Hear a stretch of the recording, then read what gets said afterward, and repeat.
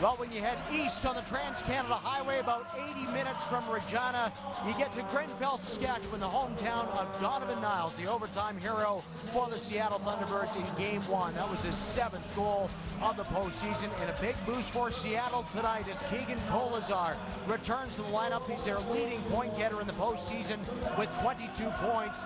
Missed Game 1 because of a suspension, but he returns tonight, so it's a big assignment for Connor Hobbs and the Regina Pats defense. Connor scoring his 5th of the playoffs last night to tie the game in the 3rd, but the Pats are now looking for another response in Game 2 of the championship tonight against Seattle.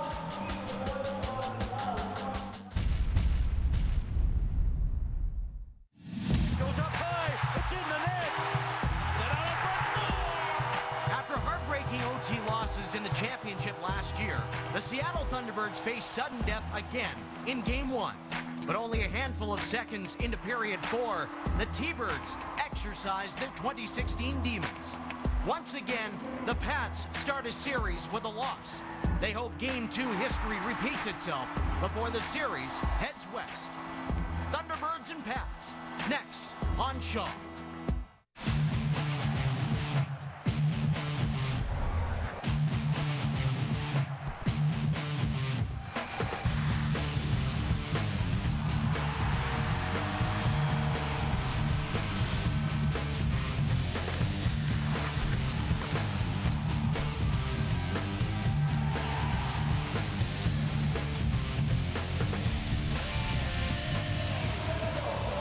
Fans still filing into the Brandt Centre here in Regina, another capacity crowd for Game 2 of the championship, and once again they're looking for their Pats to even the series as we welcome you to 11 Machinery WHL on Shaw and Access. Hello to those of you watching south of the border on Joe TV and Bobdale Gloves WHL Central. I'm Andy Neal. Well, the Seattle Thunderbirds have been able to accomplish part of their mission here in Regina to take away home ice advantage from the Pats. Donovan Niles' goal just 14 ticks into the extra period last night, lifting Seattle to a 2-1 overtime decision and a 1-0 series lead.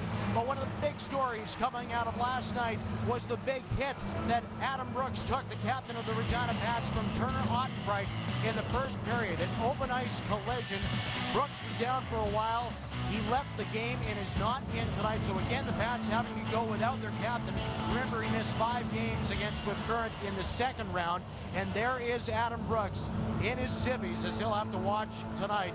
And making matters worse for Regina and things tougher is the fact Ethan Bear came back in the lineup and had a goal and an assist last night. As mentioned before, Keegan Kolesar also back in for the Thunderbirds. So for their thoughts on Game 2 tonight here in Regina, upstairs we go to Peter Labardius and Kevin Sawyer. Gentlemen.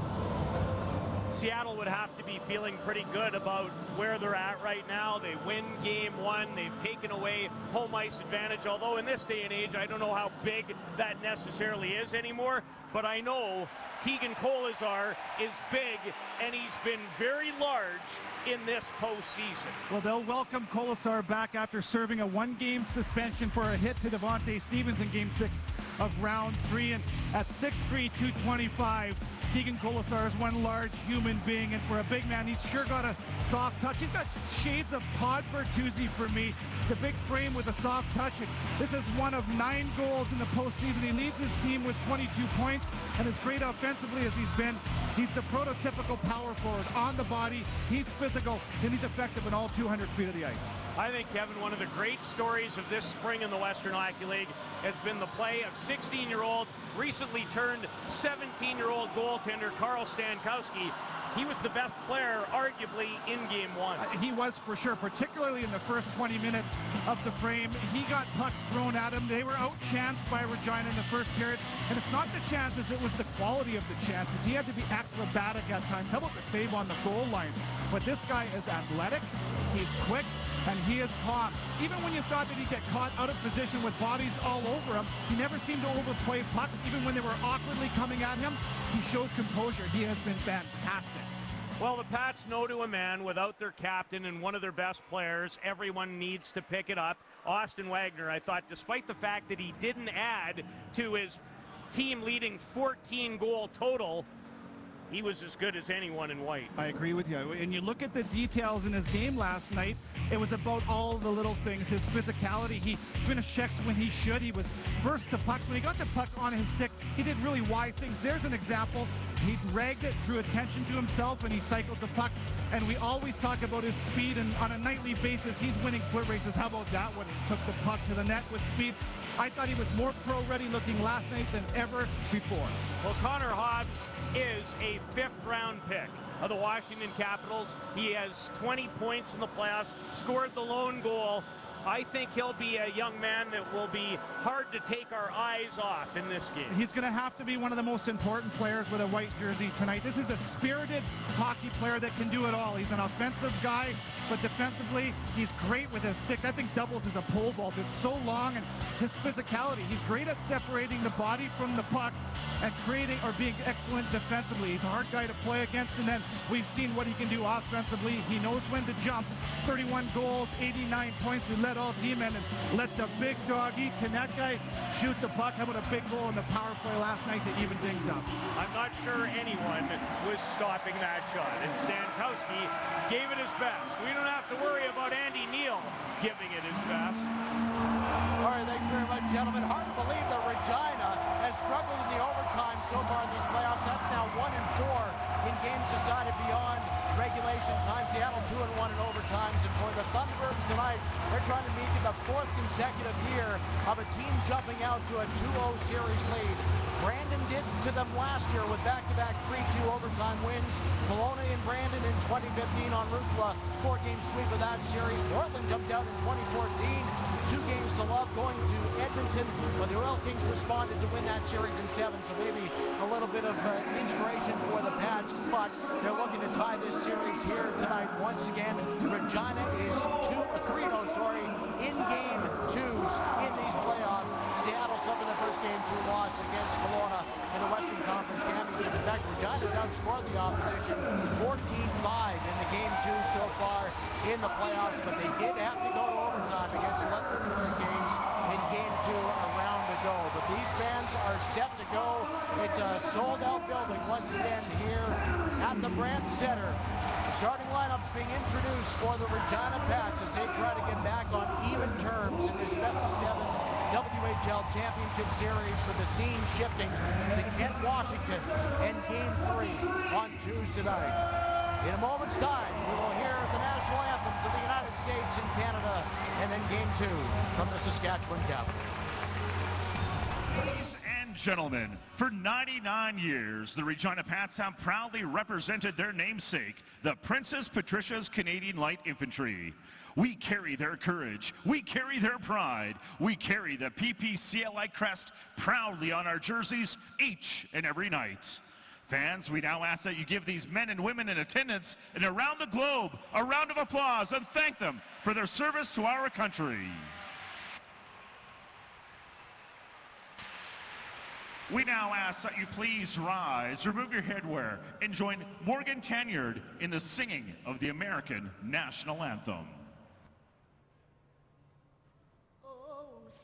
Can you see by the dawn's early light what so proudly we hailed at the twilight's last gleaming, whose broad stripes and bright stars through the perilous fight o'er the ramparts we watched were so gallantly streaming, and the rockets' red glare, the bombs bursting in air, gave proof through the night that our flag was still there. Oh, say does that star-spangled banner yet wave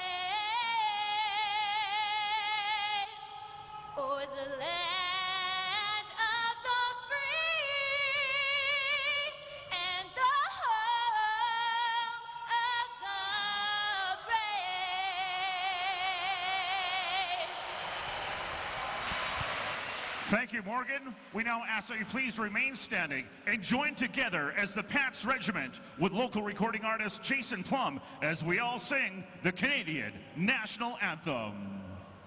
Oh, Canada, our home and native land, true patriot love in all thy sons command.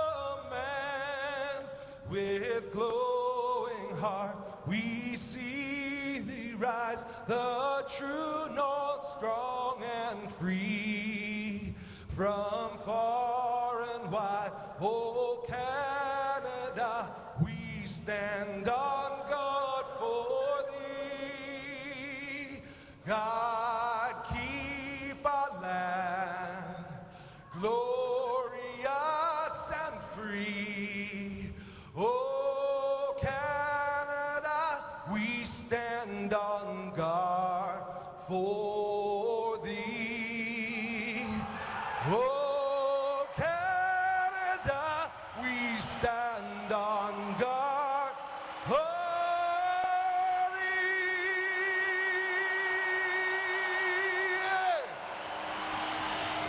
From Mr. Plum to what we hope is another peach. Game 2, Seattle leads the best-of-7 championship series, 1-0, which means John Paddock, Brad Haroff, David Strush and the Pats in an urgent situation. This evening's starting goaltenders. He was the game's first star one night ago, recently turned 17 from Calgary, Carl Stankowski. He turned aside 31 of 32 one night ago. And at the other end is 20-year-old Winnipeg product Tyler Brown. He stopped 24 of 26 in a 2-1 overtime setback to the visiting Thunderbirds, making their second consecutive appearance in the league championship final. The Pats here for the first time since the year 1984. The building involved early. The Pats without their captain and all-star Adam Brooks. Steele, Henry, and Leadall versus the top unit for the Thunderbirds, Barzell with Gropp and Kolizar, and we will show you shortly about their productivity, Kevin Sawyer, down the stretch. Ladies and gentlemen, welcome to the WHL Championship. Levitt Machinery's WHL on Shaw is brought to you by Levitt Machinery, online at levittmachinery.com. Well, we talked about Steve Konowalchuk, and they're shedding their memories of last year's start of the final with their 3 overtime losses. They'll certainly take that and put it in the bank, a big overtime win in Game 1, and they'll ride that confidence here into Game 2. Both lines stay the same, 17 seconds in. Leadall chips it out to center ice. Steele in hot pursuit, but Barzell beats him to it. Barzell has played in 11 postseason games, missed the opening series versus Tri-City, has a point in every one of them.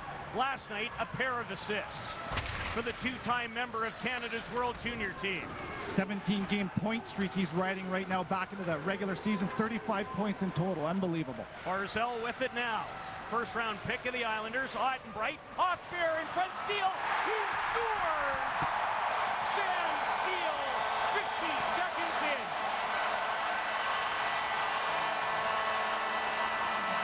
Well, we haven't even broken 60 seconds into this game, and I'll tell you, I wanted to get to the point how I thought that the matchup between these two top lines, the Steele Leadall line against the Barzell Kolizar Gropp line, and to me it's really going to come down to who's going to be better between these two lines. And how about an early bobble by the Seattle Thunderbirds? You won't see Bear make that mistake too often, but Sam Steele is a guy that has to put this team on his back, the regular season leading scorer with 131 points. 50 of those were goals, and he gets a goal here early in Game 2 to put his team up 1-0. The 9th goal of the postseason for the Western Hockey League Player of the Year. The Four Broncos award winner, Sam Steele. 50 seconds in gives the home team a 1-0 advantage. unassisted the goal.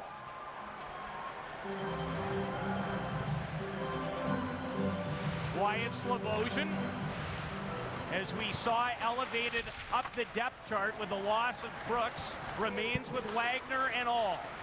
Wagner to an open wing, past Volkin to Moylinen, right back, it's Zabrowski, lays out a big hit. Aaron Hyman, the former Calgary hitman, deflected in by Moylinen, and he had not made it to center ice when he did so. Well, in a very physical contest last night, the hits were 25-23 for the Regina Pats, and here's a big hit early from Slobosian, who has been fantastic in the postseason. The former captain of the Saskatoon Blades wastes no time in his first shift of the game as he closes in and comes up with a real big hit. So some things going well for the Regina Pats early, capitalizing on a turned over puck to get an early 1-0 lead, and they're showing signs of physicality early here. Slobosian has been a key performer in the playoffs. He's had a couple of enormous games when his team needed him the most, like Game 6 of the Swift Current series and Game 6 versus Lethbridge.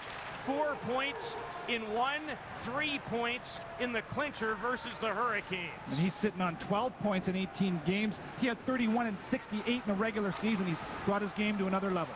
Donovan Niles tonight with True and Adams, the Grenfell native with the overtime winner last night, his 7th of the playoffs, 14 seconds in. Buziak to center and clears it in deep. Ottenbright. Well, he's feeling the love, isn't he? Got a feeling that will continue throughout the course of the night. Ottenbright with the puck on his stick and the crowd letting him know. He, of course, delivered the big hit last night. Wedman wins the race, but bumped off the puck by Zabrowski to Wagner. 4th round pick of the Los Angeles Kings. And he is squeezed out by Wedman, and there will be an interference penalty to the Thunderbirds, number 21. Well, Matthew Wedman last night, I thought, did a heck of a job with the minutes that he was allotted for the Thunderbirds. And you look to the right side of your screen right there. There's Wedman stepping in on Austin Wagner, who was in full flight. There's no question about this one. It's almost what you have to do to keep Wagner off the puck, though, isn't it? And Wedman will get the first penalty of the game, 17:29 here of the first period. Pats were 1 for 3 on the power play one night ago. They scored their only goal with a man advantage, courtesy of Connor Hobbs in the 3rd period. A face-off clear by Volkin. Glove down by Brown, and he'll leave for Hobbs, who sends it ahead to Steele, the game's goal getter, with Henry. And lead all up front. In place of Brooks is Henry. Steele, Hobbs, fans on a slap shot, and Ottenbright finds the opening. You look at the power play in the regular season for the Pats. They were first in the Western Hockey League, 31.5%. They only had 3 of 18 in round 3 against Lethbridge, but 1 for 3 last night. Steele accepts the pass. The Anaheim first rounder to Hobbs for Mahura. Mahura back from Henry. One more time on the stick of Hobbs. Good block by Ottenbright. We saw a lot of players selling out to do just that in game 1. And here's Alexander True. His weak shot. Hobbs blasted into the ice. We don't expect the physicality to go away. Mahura. Smooth skating defenseman, but his pass broken up and cleared by Austin Strand, who came over in a trade from Red Deer. Wagner. Volkin involved with Philip All, and Stankowski finds Strand, and Harrison knocked it down but couldn't hold it in. Seattle's done an excellent job on this penalty kill. They're all over the puck. You can feel their pressure. They're not going to sit back. We talked about the penalty kill from the Pats last night. They were in that tight, passive box. We see the opposite for Seattle as they're pressuring in the defensive zone and particularly pressuring up ice. Seattle 81.1% in the playoffs on the penalty kill as Groff backhands it down the ice, and Wedman about to leave the sin bin. 1-0 Regina in the game. They trail the series by that same count. Seattle looking to win its first ever Western Hockey League title. Regina trying to do the same for the first time since 1980. Steele. Watched by Tishka and intercepted, and here comes the big three for the Thunderbirds. Groth, Barzell, Kolazar, tipped by Barzell, and there's an early quality stop from Brown. Barzell, watched by Scholler, to the line, and Bear, who scored a goal and added an assist one night ago. Ottenbright moves up. He is robbed by Brown. Well, let's look at the body of work of perhaps the hottest line in the Western Hockey League from mid-January to today's date. And these guys are so dynamic on the entry. They fill 3 lanes, but they have such creativity here. It's being brought in by Kolesar. Options all over the ice. You never know. So unpredictable. What a great pass and a redirect from Barzell, who's driving to the net, and then Ottenbright, who gets a prime grade A scoring opportunity. How about the glove save from the goalie of the month in April, who went 8 for 5, and you talk about the hottest line in the Western Hockey League. These are the numbers in the last 28-29 games regular season. 60 points in 28 games for Matt Barzell and onward. That line has been playing their best hockey as of late. Those numbers are ridiculous. Unbelievable. A near miss on a redirect off the face-off for the Thunderbirds. They continue to apply pressure, looking for the equalizer. Enser spinning on Slobozhin. Enser wraparound, stopped. Ottenbright broke his stick. At least I thought he did, but didn't. It had the sound like it snapped, didn't it? And it looked like it did too. He just didn't get it in the sweet spot. Henry on the long stretch. We've seen that a couple of times early. Interesting, isn't it? It is. You know, teams will make adjustments. At ice level, Darren Dupont. Yeah, guys, well, Adam Brooks, we know, not in the lineup for the Regina Pats tonight after taking that hit from Turner Ottenbright a night ago in game number 1. Now, the Pats keeping things very close and very quiet on the Adam Brooks injury front heading into game number 2. Talking to John Paddock before the game, no comment whatsoever. Did not want to talk about his captain, but he has been seen in the building tonight. And with that type of an injury, that has to be considered good news for the Pats captain, now 21 years old. Well, we certainly hope we see him before this series comes to a conclusion. I think that I don't stand alone when I say that everybody wants to see both teams at their very best when you find out who is the best. Well delivered. Ryan Gropp to Kolazar. Backhands it in, and the Columbus third rounder wins the race. From Winnipeg, Keegan Kolazar still hanging on to the puck. Down low to Gropp with Barzell. On the cycle, Strand involved. The drop for Kolazar misses him. Well, that line is so much about puck possession, and yet as I say that and think that, they give the puck away, but they're excellent about getting the puck retrieval. We saw it from Kolazar, and when they get possession, boy, oh boy, do they ever show their creativity. A deflected chance off another turnover that nearly results in a Regina goal. Similar play to how Steele opened the scoring 50 seconds in. Well, look for Regina to pressure this defensive core. The one thing that they are is big and hard to play against, but you can't say that they're guilty of being the quickest group forever. Look for Regina to pressure them and force turnovers. It's happened twice already. Slobozhin in deep versus 3, and the Regina product, Tyler Adams, who the coaching staff really liked in game 1, came away with it. Sent in, here comes Henry. Henry wins the race, tries to go short side for Liedal, who's in a battle with Strand. The 21-year-old wins it. Dawson Liedal, 11 playoff goals, changes sides. Zabrowski back to the line, and Mahura. Mahura in his skates. Slap pass, Liedal into the corner for Henry. Henry, the second highest rookie point getter this season, to Steele, twisting in front, just failed to make the connection with Liedal. Well, we saw the start of the game last night. I thought Sam Steele was the best player in the first 20 minutes, and it's because of plays that were similar to that. Down low, hard to play against. He made good plays in tight. Wagner on Niles.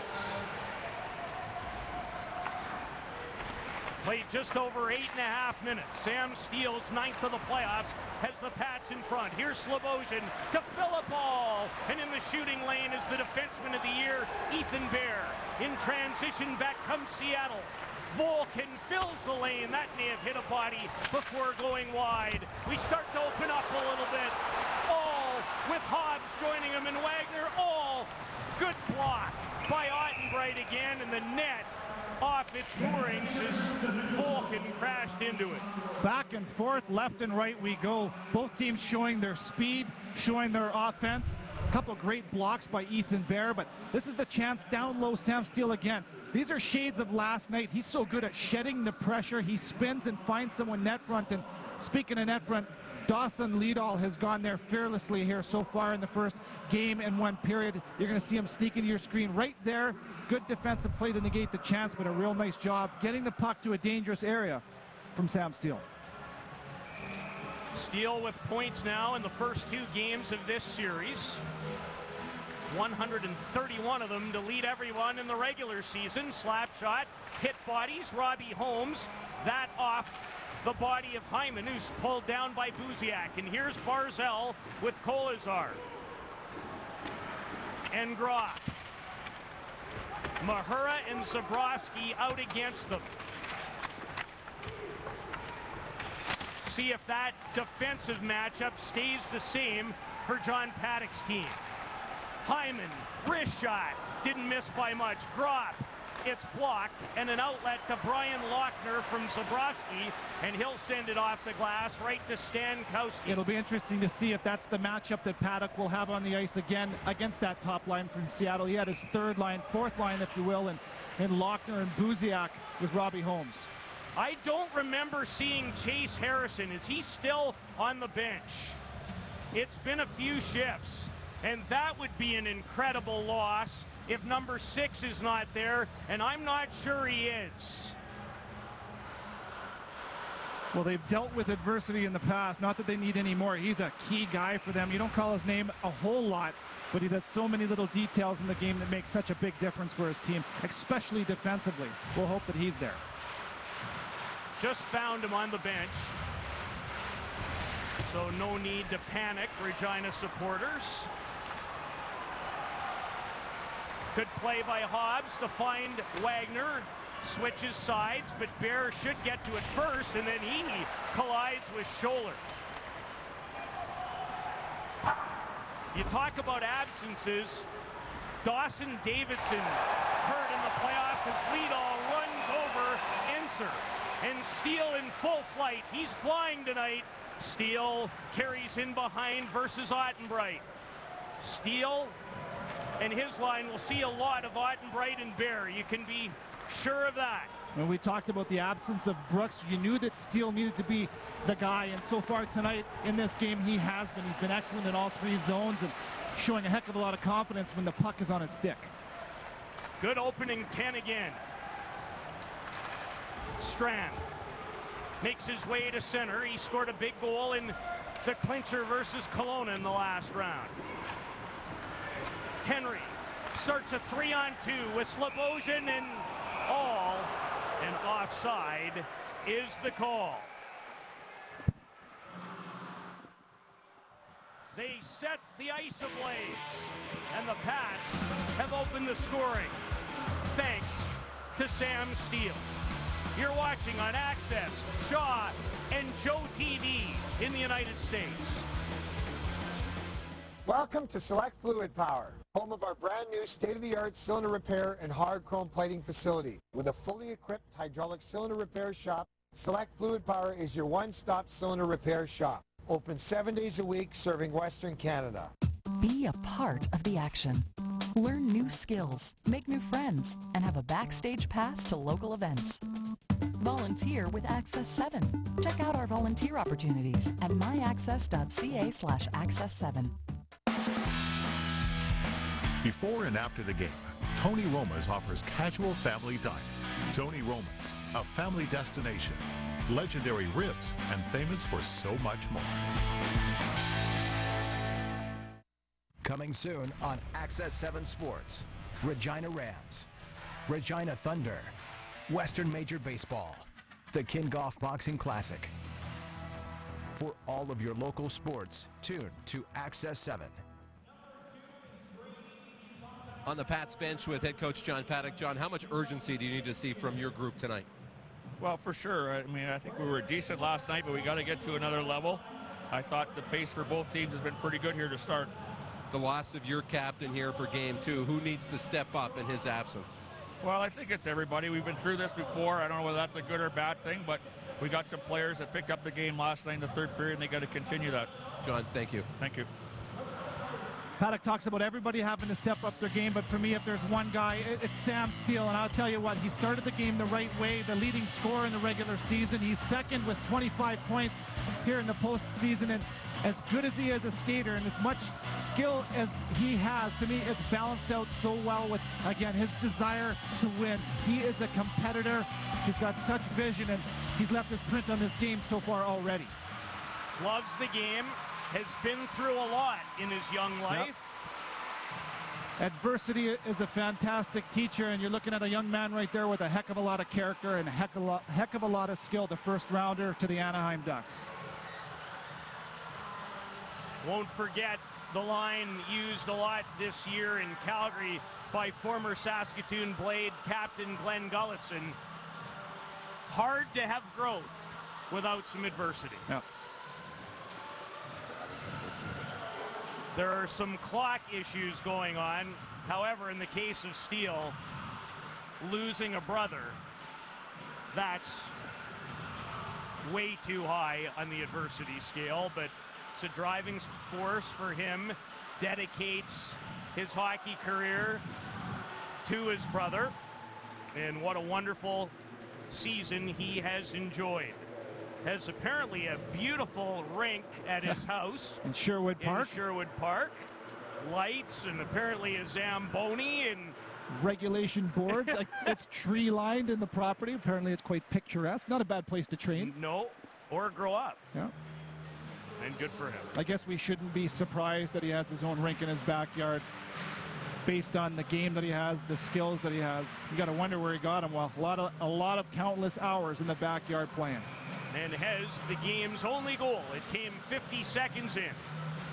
They've put the right amount of time back on. A slapper from Mahura, and Stankowski taking no chances.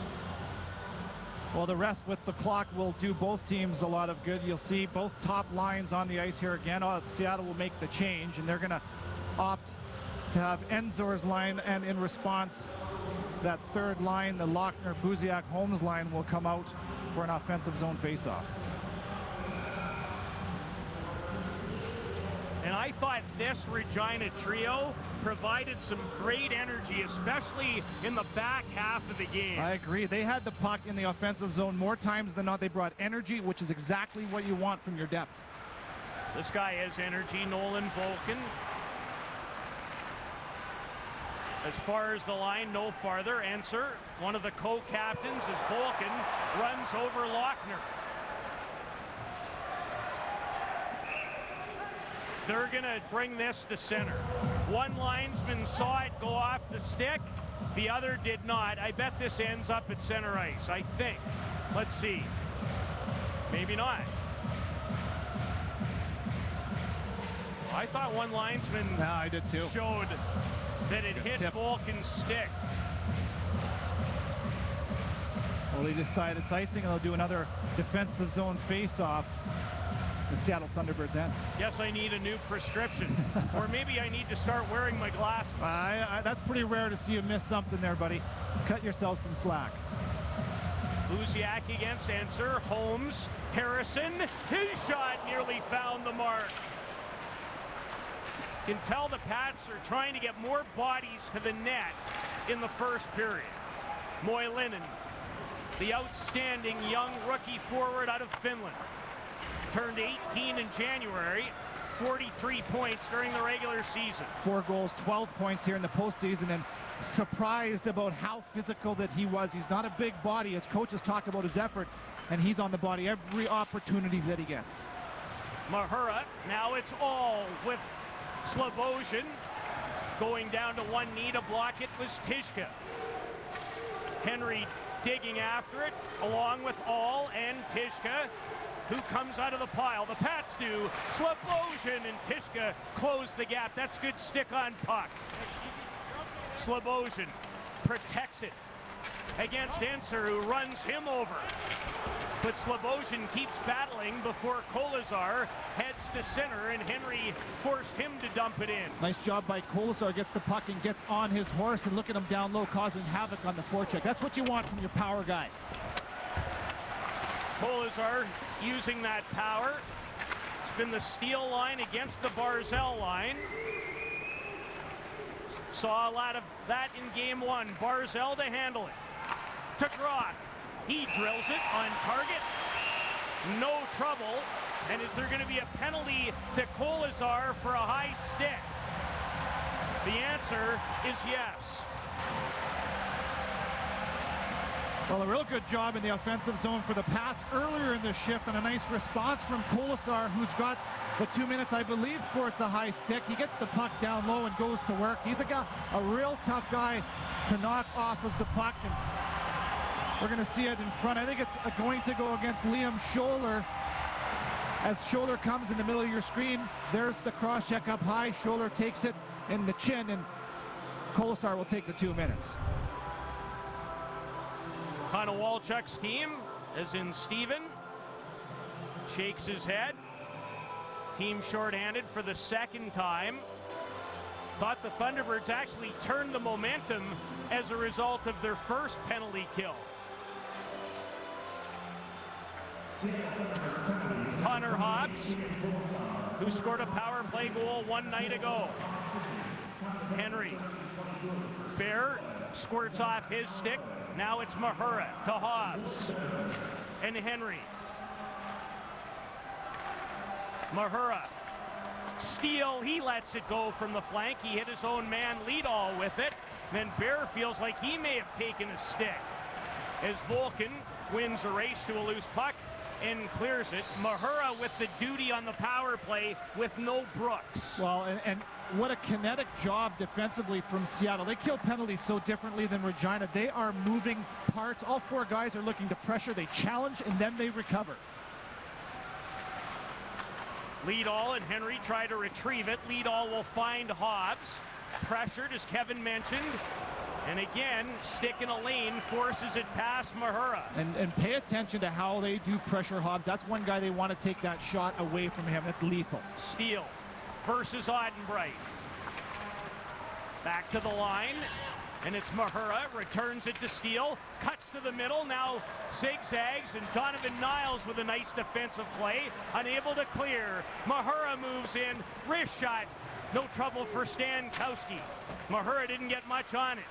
And Groth, high off the glass and down the ice. Well, I'll tell you what, if you get an opportunity to shoot the puck, you'll have to do it quickly.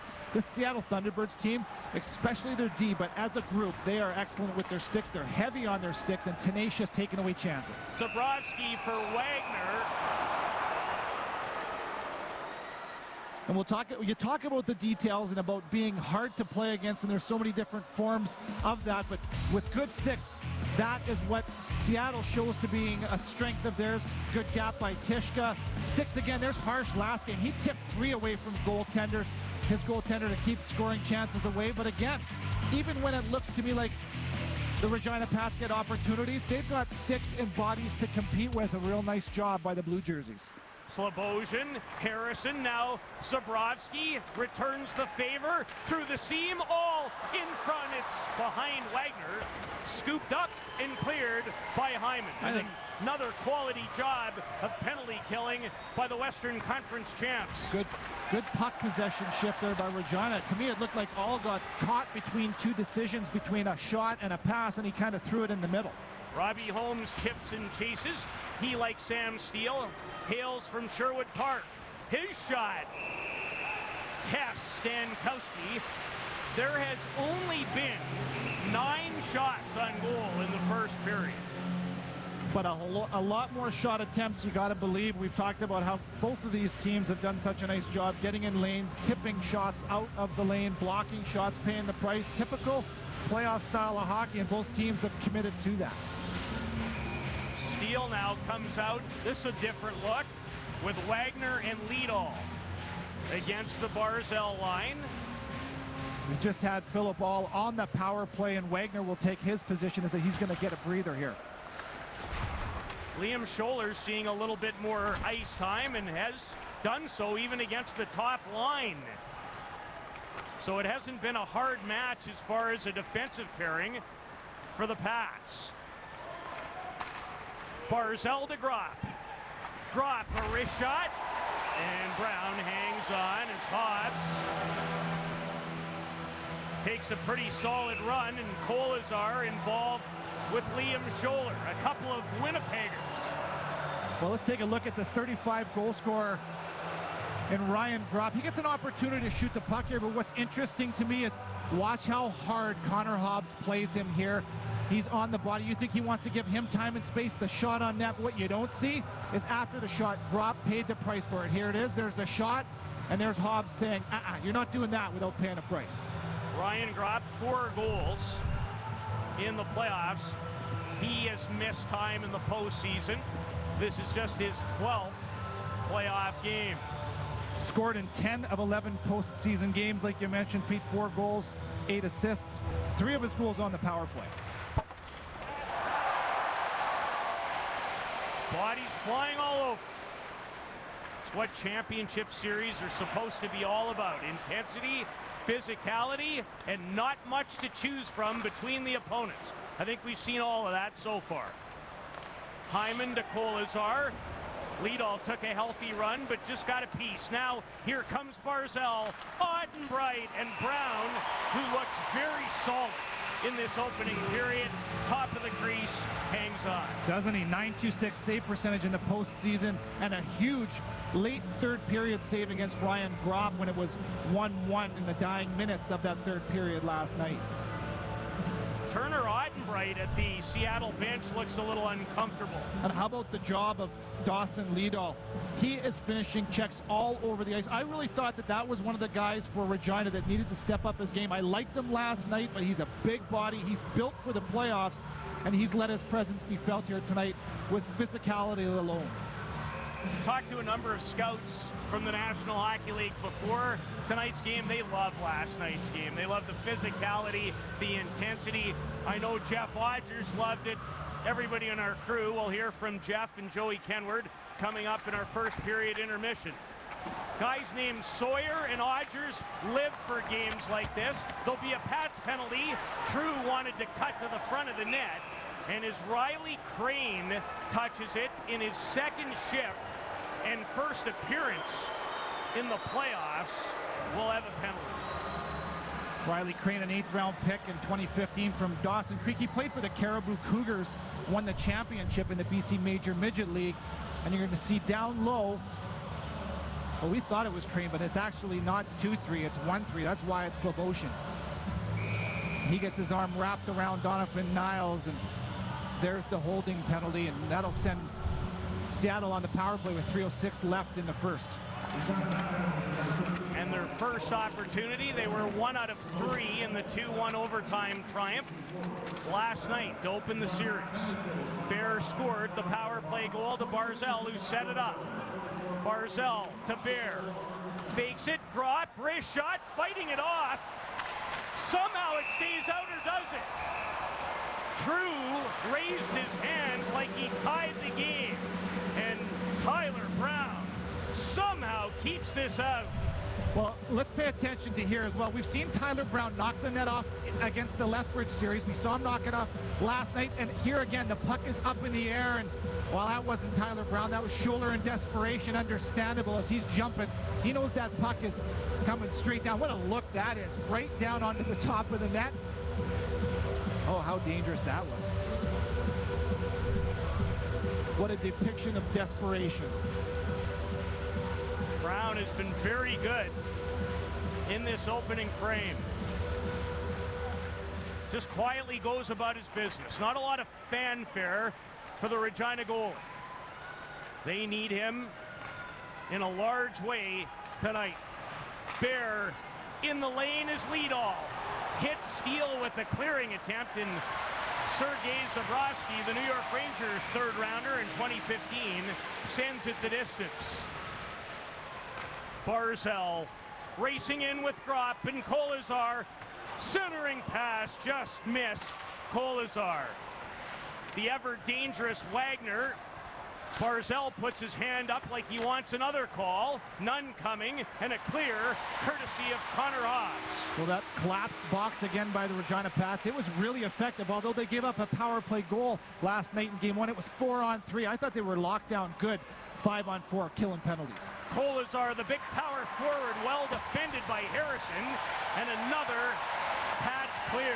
Talk about good sticks. Plus 50 on the regular season in 67 games. Chase Harrison made that look easy, didn't he? Barzal to answer. 25 to go in the man advantage. Zabrowski another chance and doesn't make a mistake with opportunity number 2 to clear. And what we see on the left side with Harrison with a good stick, we see on the right side from Zabrowski another good stick. You talk about plus minus 50 from Harrison. How about plus 72 regular season, the league leader in plus minus from Zabrowski. Buziak with his stick in a passing lane in the neutral zone to deflect it. Hope no one was hit with that. And if they were, we certainly hope they are okay. And we've done and seen a good job by Kolesar. Look at his head of steam, but there's the good stick. Body position on the defensive side from Harrison, but watch him reach without taking a penalty. That's the key. Stick on puck, body on body. That, ladies and gentlemen, is how you defend. Can't teach it any better than that. Oh, that's textbook. Or execute it. Kolesar, a goal and 4 assists for 5 points in last year's championship series setback at the hands of the Brandon Wheat Kings. He's scoring at a pace of 1.57 points per game here in the postseason. He hasn't had a point in his last 3. So that means he had 22 points in his first 11 games, 2 points per game average. He was on fire, especially early in the playoffs in those first 4 games against Tri-Cities. No Gropp, no Barzal, pardon me, but it was all Kolesar. John Paddock, his team off to a good start. More clock issues, and it is one of the most beautiful score clocks you'll see anywhere in junior hockey. So 7 seconds to go in the penalty to the Pats' Wyatt Slobosian, who came over in a trade from Spokane. He was literally traded twice in a week. Played 1 game for the Spokane Chiefs before Christmas, before coming onward to Regina. He was exchanged for Riker Cole and Riley Woods here from Regina. Ottenbright slaps it in. Harrison dealing with Tyler Adams. Adams comes away with it. Tight turn. Can he get to the net? Wraparound try. Stopped by the goaltender Brown on the short side. Seattle looking for a late equalizer. Volkin in front. Hobbs is there to take it away and ice it. How about the job from Tyler Adams? Pete, I know you liked him last night. He was extremely effective. And Steve Colin Walchuk said he played big minutes for him again. The local boy from Regina has another good shift down low. It's like, where did this guy come from? He's showing good skills and good strength on the puck. Former Swift Current Bronco came over in a deal this season in October for Mackenzie White. And off to the bench now with 46 ticks left in the opening frame of game number 2 for the Ed Chenoweth Cup. And a trip to Windsor in the MasterCard Memorial Cup. Starts a week from this coming Friday.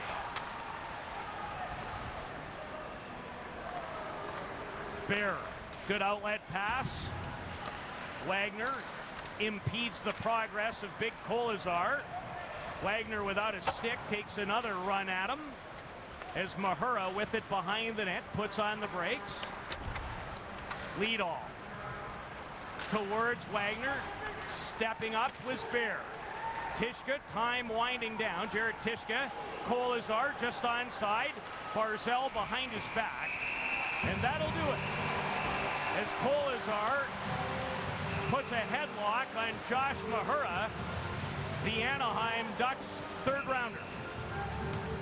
Well, I'll tell you, the 1-0 goal comes early off of a turnover, but a real even 20 minutes. Both teams certainly played with speed. They played with grit. We saw guys finishing checks all over the ice from both sides, and another real hard-fought 20 minutes. That's playoff style of hockey. We've seen that here through 4 periods so far in this final round. Does not look like there will be penalties, I don't think, as a result of the late altercation. Stankowski on his way to the dressing room. John Paddock probably asking for a penalty against Kolesar. I know that Sam Steele is. Can see that he's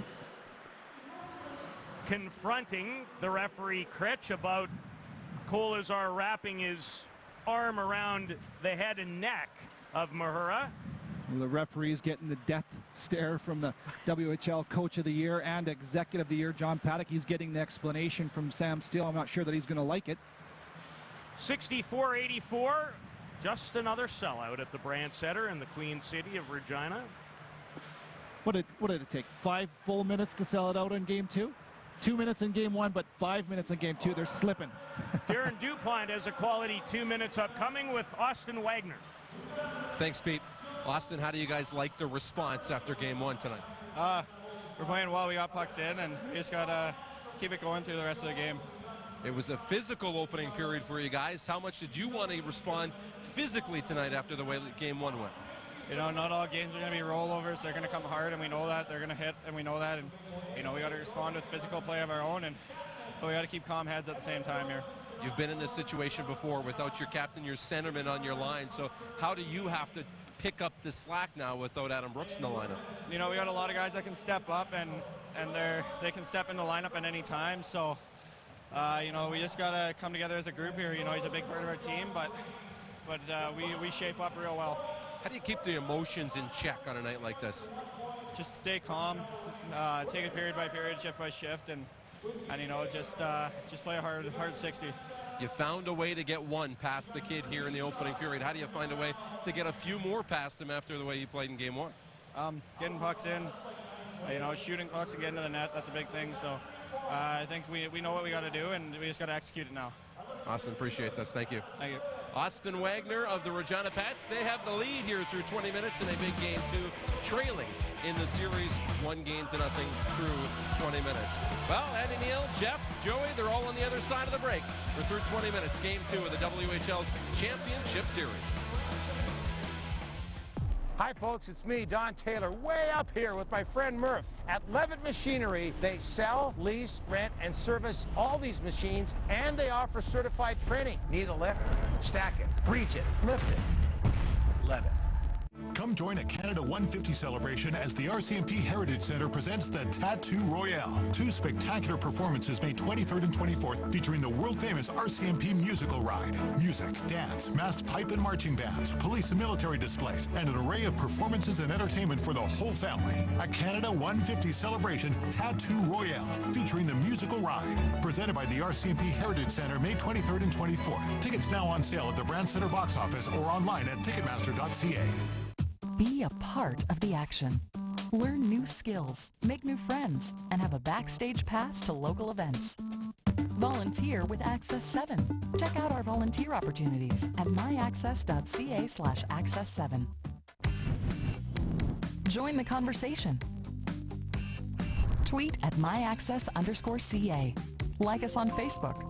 Subscribe to our YouTube channel to find out what's new on Access 7. Tony Roma's, serving its signature ribs for 40 years. With an expanded menu including steaks, chicken, and seafood, Tony Roma's is a family dining destination. Tony Roma's, legendary for ribs, famous for so much more. Bob Dale Gloves WHL Central is brought to you by Bob Dale Gloves. Found online at bobdalegloves.com.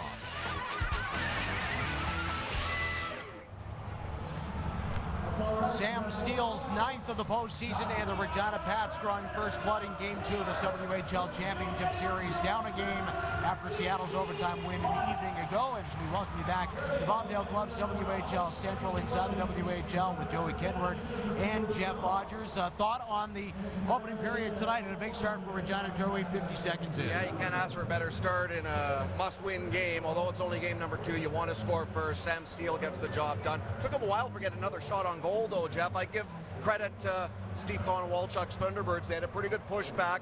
Tyler Brown made a couple of key saves, and that'll settle him and this crowd into it as well here on home ice, trying to force this series down to the Emerald City, tied at 1. Yeah, I totally agree. It couldn't be a better start for Regina Pats coming in.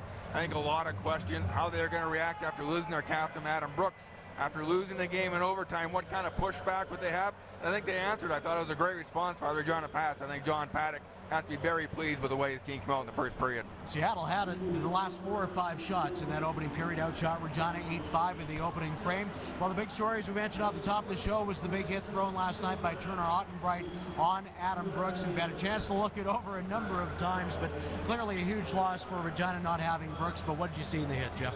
Well, you know, I think we got a great explanation on the hit, you know, and they talked about the criteria that a hit to be suspensionable comes up, and I think it was not a late hit in the determination. Turner Ottenbright didn't leave his feet when he made the hit. His arm stayed down. Contact, the initial contact comes to the body, and there was concern about the blood, you know, on the hit. And when Adam's head comes around, the contact is made when his head hits the ice. You know, and it was a pretty good explanation, you know, to have a hit that hard and meet all the criteria, it was a good explanation. And that explanation, by the way, comes from Vice President of Hockey Operations, Richard Dirksen, who Jeff and I spoke with prior to the start of tonight's game. Obviously, tough news for Adam Brooks. He turns 21 years old today, obviously not in the lineup, and I think hockey fans around the WHL are keeping their fingers crossed that he's not out of the lineup that much longer. He's been a very important piece of the puzzle here for the Pats over the past couple of years to even get them here to their first appearance in a league final since '84. But obviously they have to go forward with him at least for the remainder of this game. Well, Carl Stankowski, a big reason why Seattle's here after the 31 saves an evening ago in goal for the Thunderbirds. 4 stops in that opening period, but his story continues to march along. Yeah, 17 years old, but officially as a WHL birthday goes, he's a first-year 16-year-old puck stopper. He only played 7 games in the regular season, guys, but when Toth went down with injury late in the year, it was the opportunity that you could not have asked more for a young netminder like Stankowski. Comes into tonight's game 13-2 in the playoffs. He's faced 30 or more shots in 4 of his last 5 games this postseason, and this is the biggest save that he's probably ever made in his hockey career. That goal line stop, and we got a couple of opportunities elsewhere to watch him perform last night. This is from game 1 here at the Brandt Centre. Timely saves, but we talked about, Jeff, watching him throughout the night, and I know for both of us, we have only seen him once or twice live up and close in person. This is a guy that looks well mature beyond his years and looks just completely relaxed and enjoying the moment. Well, the thing that sticks out with me was the post-game interview yesterday with him, and he was just totally calm. It's like another day at the office. I do this all the time, you know, coming in after you said only playing 7 regular season games and then having this kind of performance in the playoffs and having the attitude he has, just like job as usual. Talked about the veteran players being here before, being calming influence. You know, Carl Stankowski, very mature beyond his years. Well, you know, we've been talking about depth in scoring from both sides, and for Seattle, Donovan Niles has had a big part of that. He had a point in the first 10 games for Seattle in the playoffs, went 3 without one, but now he's back on the score sheet in the biggest one last night in overtime. Well, just a great story, Donovan Niles. You know, gets pumped up from the 3rd line to the 1st line. You know, he's playing on that 1st line with Barzal, gets the overtime winner. He's been a guy that's been red hot all playoffs, you know, from just down the road in Grenfell, basically his hometown here. And when you look at what he's done in these playoffs, He got points in 12 of 15 games. He's always around that net. He's always in those right positions. What I like about him, he's been plus or minus in 13 of the 15 games. So not only is he getting points, but he knows he's a defensive guy first. He doesn't give up any defensive play, the offensive chances. What I like about it is we're seeing his game-winning goal in overtime in the opening moments of game number 1. He can score from different areas. He gets those greasy goals in and around the blue paint. We saw a couple of highlights from earlier in the postseason. He's got a pretty good release on his shot from about 20 to 30 feet out. And this is a great story as well. You talk about depth. This is an 8th-round WHL Bantam draft pick from Saskatchewan. Probably not a lot of people thought he'd ever get to play in the WHL, let alone play in the WHL final. He's been one of the real nice stories to come out of Seattle this spring. You know, and his family's so excited to have him come home. But it's seeding time here in Saskatchewan. His dad parked the tractor, got off the tractor, made it to the game just in time for the game. Seen his son score the overtime winner, said goodbye, took off back on the tractor. You know he's back here tonight. Awesome story. Those are the stories we love around the Western Hockey League, the small town gentlemen and their parents and families of what they go through. Well, Sam Steele, everybody expected him to play in the WHL, and a big goal tonight. What about for the outstanding player in the WHL? Well, I think we saw early on a situation that's presented itself to him that in the absence of Adam Brooks, he has to be the go-to leader offensively for this group. And he's been an offensive juggernaut for this team the past couple of years. Steele now has 9 goals and 17 assists. 2 of his goals have come on the power play, and this is a big boost for him mentally because he only, prior to tonight, had 1 goal in his last 7 playoff games. So that might just be the tonic he needs to get this team back onto level terms. When you talk about his playoff career now, he's got 15 goals and 27 assists as a Regina Pat over 33 games. And there was an opportunity he had last night when Stankowski was equal to the task, but he's got a little bit of revenge with that opening goal in this hockey game. And if Regina's going to get back into this series, he has to really be the straw to stir the drink for the Pats. Well, Dawson Leadall, we were talking about him before the game, before we came on tonight. Maybe a guy that has to step up. What do you think of his first period tonight, Jeff? I absolutely loved his first period. Before the game, I thought there was a lot of pressure on Dawson Leadall to come through. 20-year-old leadership. Keegan Kolesar is back in the lineup for Seattle, a big physical force. Seattle was very physical. Dawson Leadall needed to be a leader, step up, be physical, show the younger guys. Like Sam Steele's only 18 years old still, you know, and have that kind of, Henry, those guys. And he's been unbelievable during the regular season, 80-plus points, 30-plus goals, and during the playoffs, he's done it all. And what I like about tonight is he's really stepped up with his physical game. We know he can score. Since coming over from Everett, he has just taken off offensively. There we see the goal last night set up late in the third period, but his leadership has been huge so far in this first period. And as a 20-year-old, when you're without one of your real leaders, you need to bring that leadership element as well. And Leadall, we've already seen it tonight. He's been buzzing around the ice. He's got a 5-game point-scoring streak entering game number 2, and another key component of this Pats lineup that John Paddock, I know, expects to have a big game tonight here on home ice. Well, one of the positives for Regina after the Game 1 loss was the line of Braden Buziak, Robbie Holmes, and Brian Lochner. What did you see from them in the opening 20, Jeff?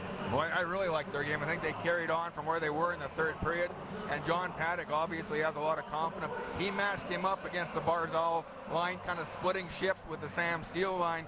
So John Paddock showing a lot of confidence in this line, and rightfully so. They did everything they're asked for. Third line, here's a couple examples last night. They built some momentum. They come on the ice, give their first 2 lines a break. And not only give them a break, but they create scoring chances. They're having. You know, they're hard to play against. They create energy in the building. They create energy for the next 2 lines coming out.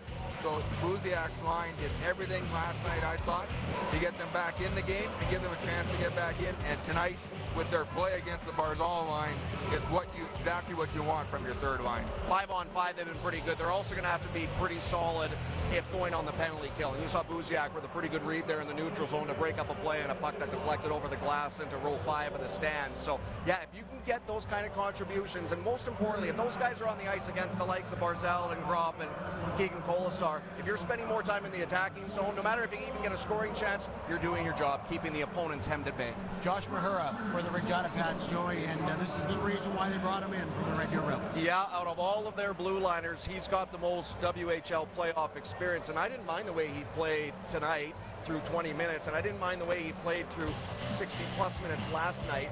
And you mentioned the playoff experience he has, Andy. 4 goals, 9 assists this spring.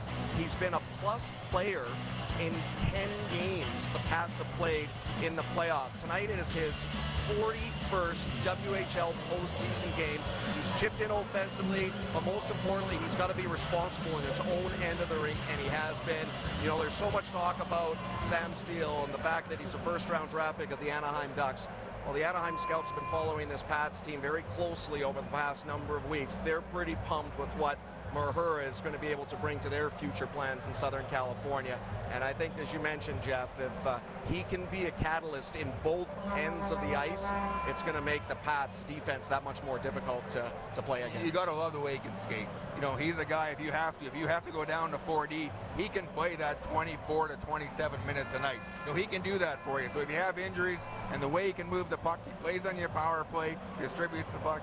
I don't see a lot wrong with his game. You know, he's been very, very good for Regina Pats. Good stuff as always, Jeff Rogers and Joey Kenward here in the first intermission of Game 2 of the WHL Championship. 11 Machinery WHL on Shaw. Access in Joe TV in the United States.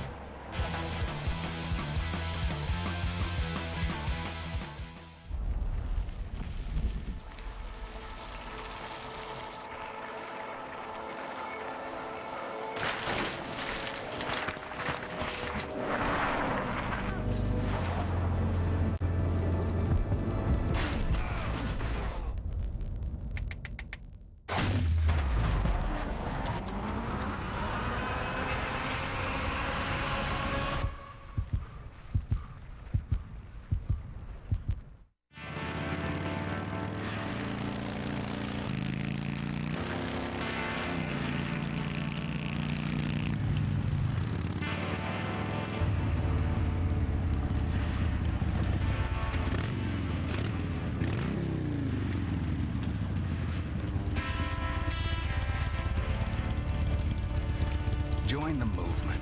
You have the power to give life. Donate blood today. Levitt Machinery WHL Hockey is live on Shaw. Catch the NHL stars of tomorrow today.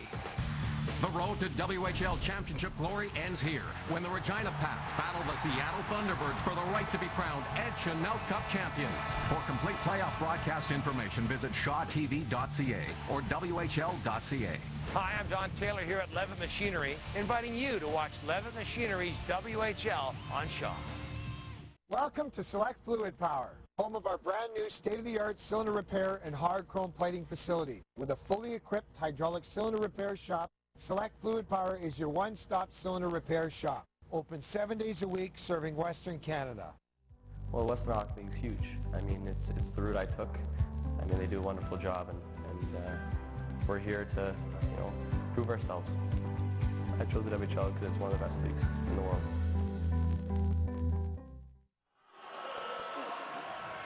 Standing room only again here at the Brandt Centre in game number 2. The home team, the Pats, trail Seattle 1-0 in the series. But Kevin, I think you would agree, this game couldn't have started much better for the team that trails this affair. Well, Regina certainly needed something to feel good about early. They had a lot to feel good about last game, but you can see the turnover that led to a goal here, and you're not going to see that happen very often. Maybe the most two reliable guys wearing a blue jersey are Ottenbright, who puts it up off the dasher, and Bear, who mishandles it. Sam Steele all over it. That puts up his team 1-0, and that top line for Seattle, man, when they were on the ice, they had good things going. They're so creative. There's Barzal making people around him better. It's the old cliche, but nobody does it better. Getting the puck to the D-man. There's a great save off of the stick of Ottenbright from Brown. And how about Kolesar? He was excellent, but physically led the way. He was on the body. He let his presence be felt. And in response, I thought Kolesar, the big power forward, had great puck possession. He was hard to play against, and look at him here like a rhinoceros. He just knocked him off that puck. Not easy to do. A great defensive play by Harrison, but bright spots from both sides. It was fast-paced, up-tempo, physical. A real good start. Pats with only 5 shots. That should read reverse.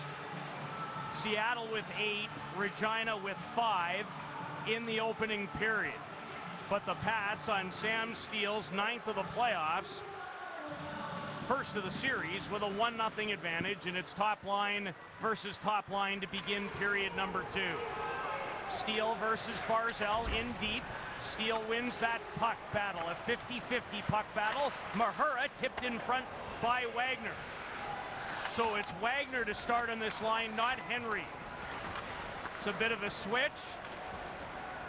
Bears backhander hit a body. Mahura blocked by Kolazar, and here he comes, the Columbus prospect, and he drills it right through the crease, and back comes the speedy Wagner against Ottenbright, who knocks him down. No fun to play against is Seattle's number 4. That deflects out of play.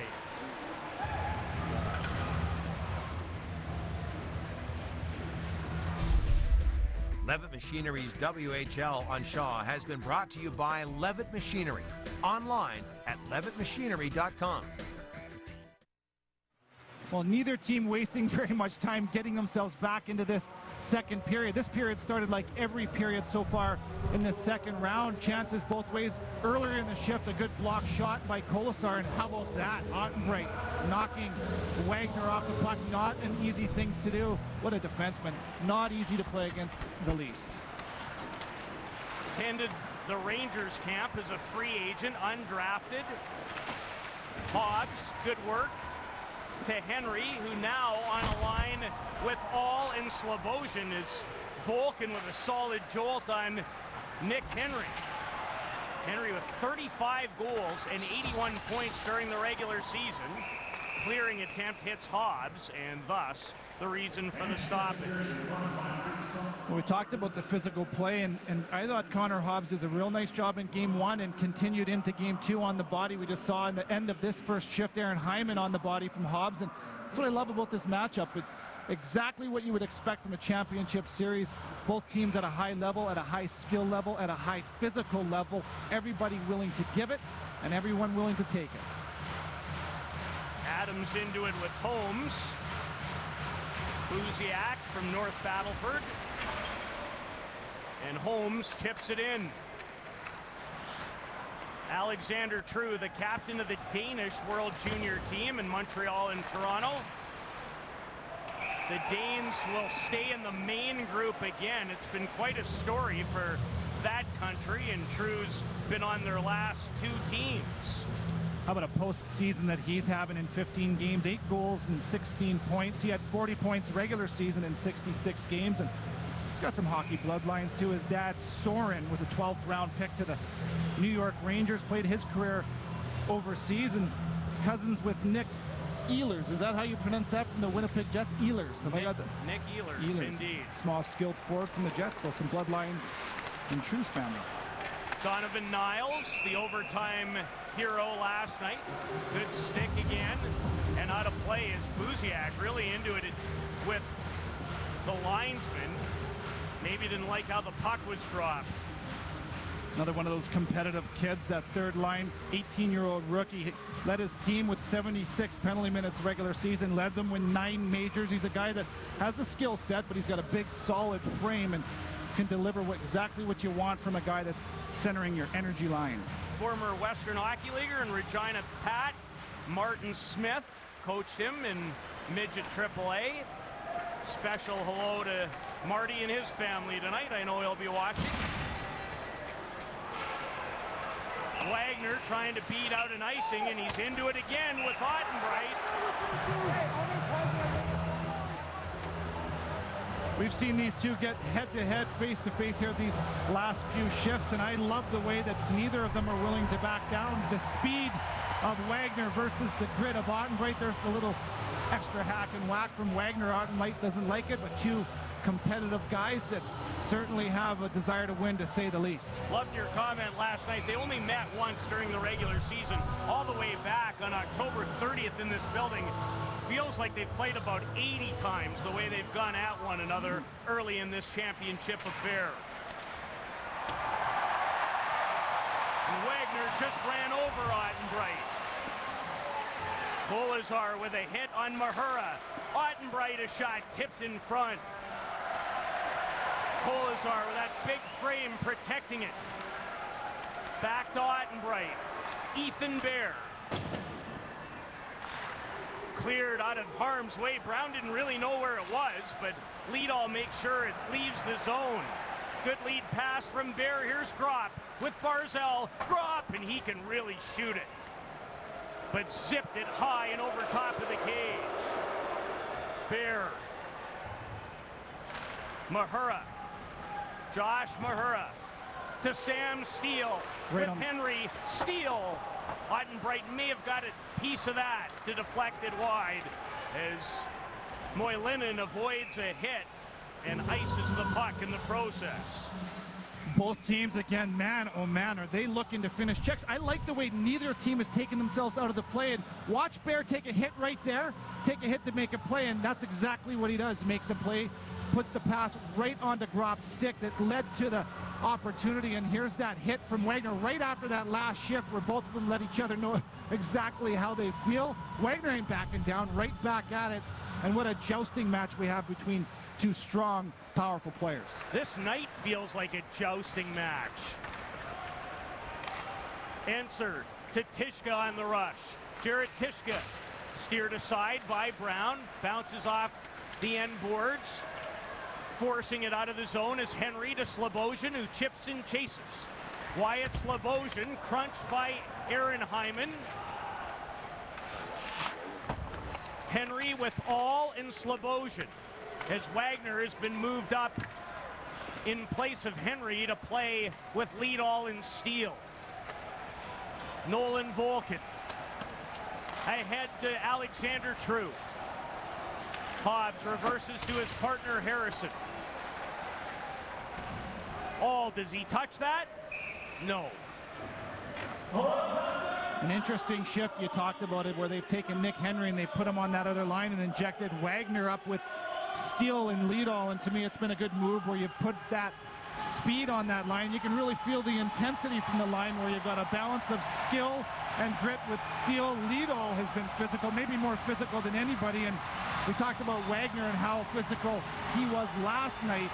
What a tough line for any line for the Seattle Thunderbirds to have to contend with. Henry with 11 points, 4 goals. Big one in Game 6 versus Lethbridge. They score! Austin Strand squeezes it through a maze of players, and Strand's 5th of the postseason has tied it.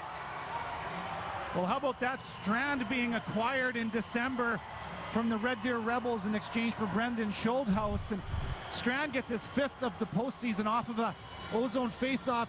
Regina actually wins the draw, but a great job by Niles getting to the puck first, out to Strand, and he throws it into a dangerous area, and this one barely trickles over the line. Here's another look at it.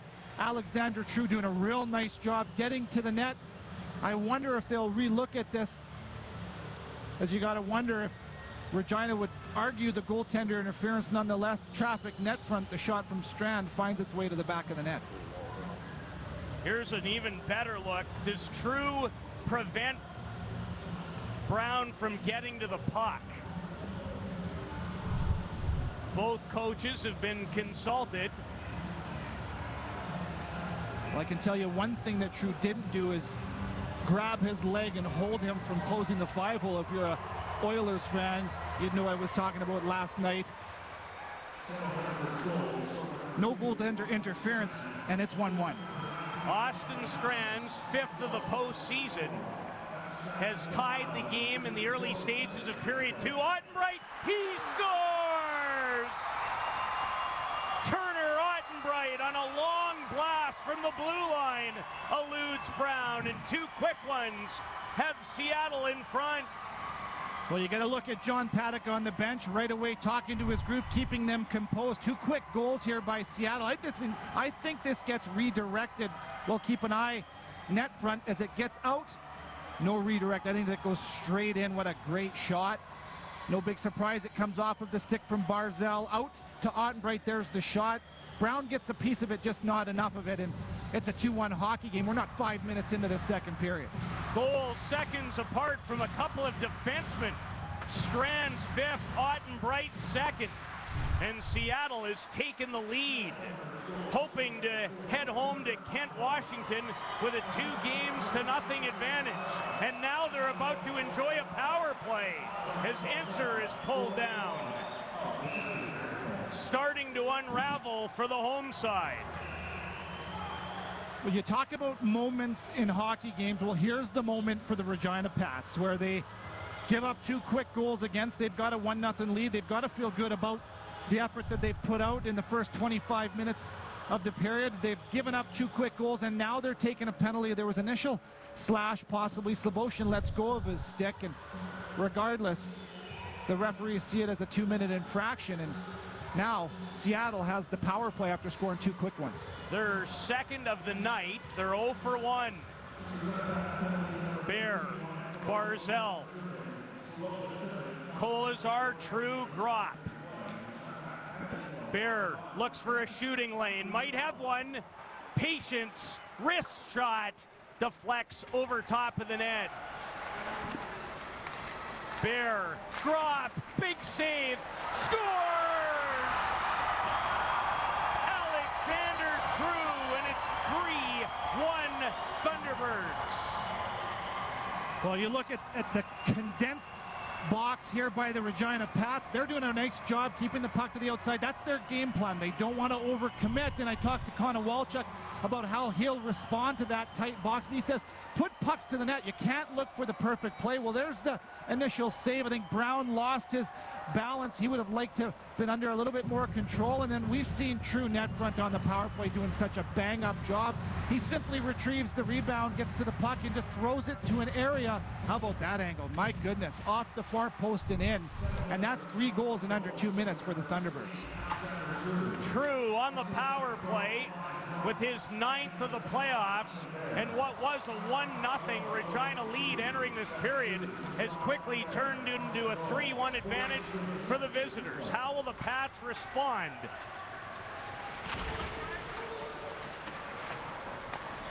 Moyalinen, an outlet dancer, and the return pass, and now it's Volkin fanned on his shot because he snapped his stick in 2. What a turn of events here in the second. Strand, who opened the scoring at 3:56.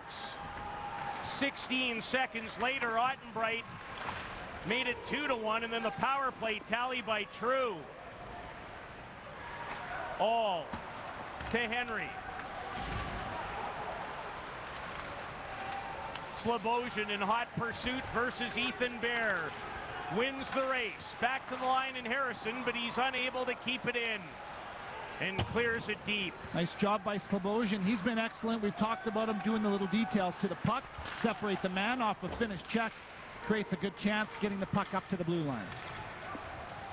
Brown leaves it for Mahura. Avoids the check of Newells.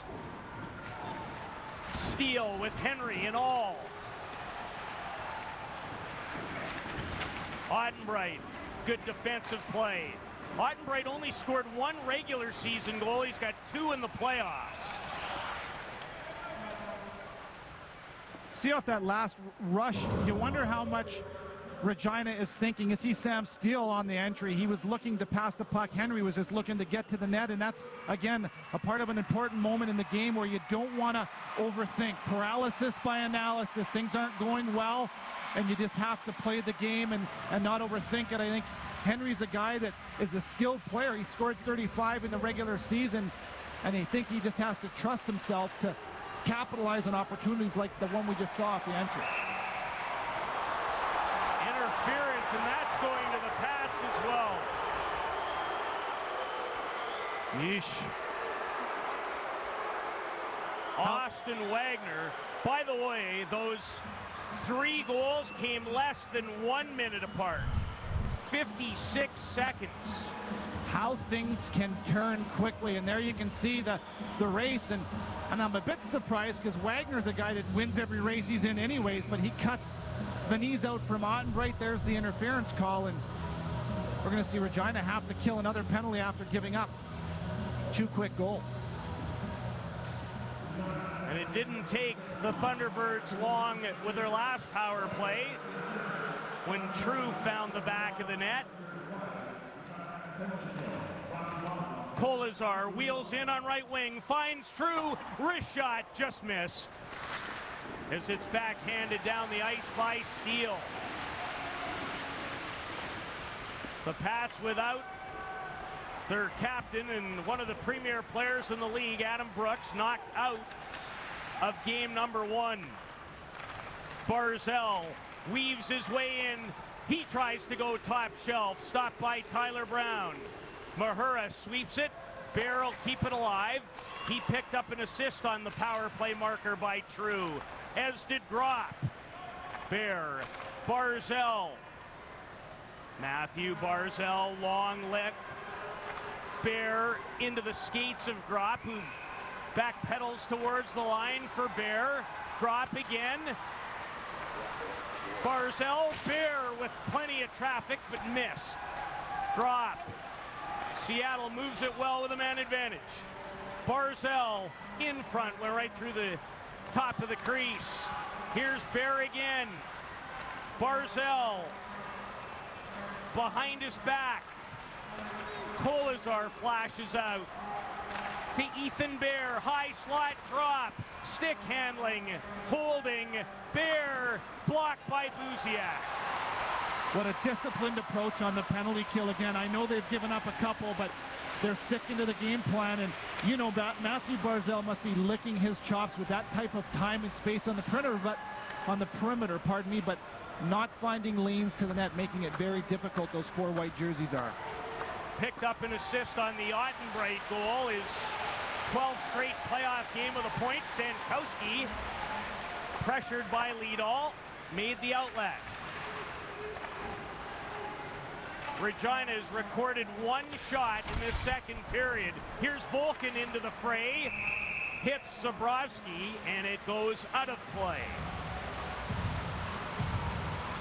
We talked about that tight box for the penalty-killing Pats, and again, I talked to Steve Konowalchuk about what he does to counter that, and again, he just talks about not looking for the pretty play. Seattle might have been a little bit guilty of that here on the power play. As you can see, the one time where Seattle actually spread out the defenders, what do? They get to the middle of the ice, and that's what Regina is looking to take away. They know they're against a very skilled group. Third best in the regular season on the power play was Seattle. That tight, disciplined box was effective here, killing this penalty. Seattle entered the night operating in the postseason with a man advantage at 35.1%. And they're 1 out of 2, now 1 out of 3. Enser, wrist shot, Ottenbright looking for his second. Banked it off the outside of the net. It's all Seattle in period 2 of game 2. Trying to take a 2-0 lead in the set. Hyman to Ottenbright.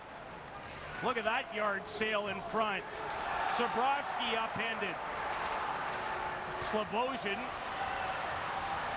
pushes Moyalinen off it, and all tripped up, and there will now be a Seattle penalty.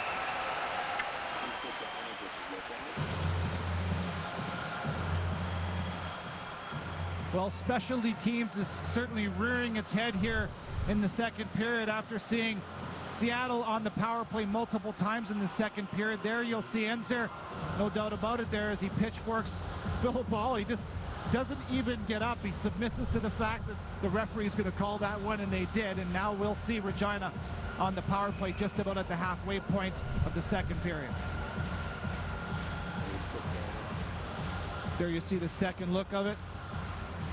Philip Ball taking a breather. Well, if nothing else, Kevin, the Pats need to generate some momentum off this power play. I really feel like the 2 Pat power plays in the first period, where they could have taken a 2-0 lead or maybe added to the momentum, helped Seattle turn this game around. Mahura to Steele, who has the Pats goal tonight, to Hobbs. Wrist shot, loose in front, down. Is that in? The referee says no.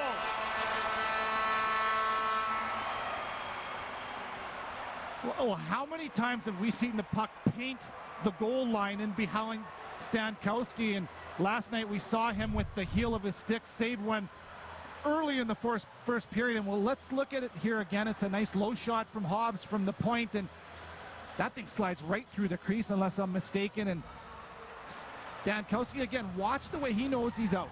He knows that he may be in trouble, but he doesn't overreact and panic. Wow, right through. That's an inch off the goal line. Stankowski holds his ground. Unbelievable. This is an interesting look. Through one way. Steele shovels it back off his pad. And Volkin saved it from crossing the line. Is that clean living or what? One touch back and forth through the crease, and it ends up on the goal line when the whistle is blown. That can't be a goal. It definitely doesn't cross the line. With that kind of good fortune, if nothing else, I hope you laid a bet in the Derby. You might have had shoes to take part in it. Well said, pal. All going Seattle's way as they have truly turned up their game in this second period. One more peek. Well, we talked last night about how this doesn't get in the heads of the Regina Pats as they had opportunities, and oh man, no better opportunity than that. You see Steele, of course, being a left-handed shot. If he's a righty, that's in no doubt, but it goes right back through the crease where it came from. It remains 3-1. Still a minute and a half remaining in Regina's third power play of the game. Clean face-off victory by Steele. His pass off true and out.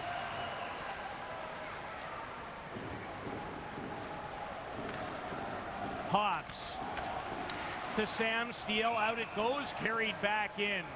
And you can just sense the frustration for the gentleman in white. Well, you sense the frustration and possibly the press. You're down 3-1, things aren't going your way. You're not going to see Sam Steele make passes like that very often. He's looking to give it to Henry, but perhaps a little bit of doubt in the pass, and as a result, they have to regroup in the neutral zone. 3 Seattle goals in 56 seconds. Has them in front by a pair as Mahura shoots it in. Steele finds Hobbs to Mahura. Henry. Mahura play catch. Henry, a wrist shot in the lane is fair. Lead all. Stankowski looked like he got a piece.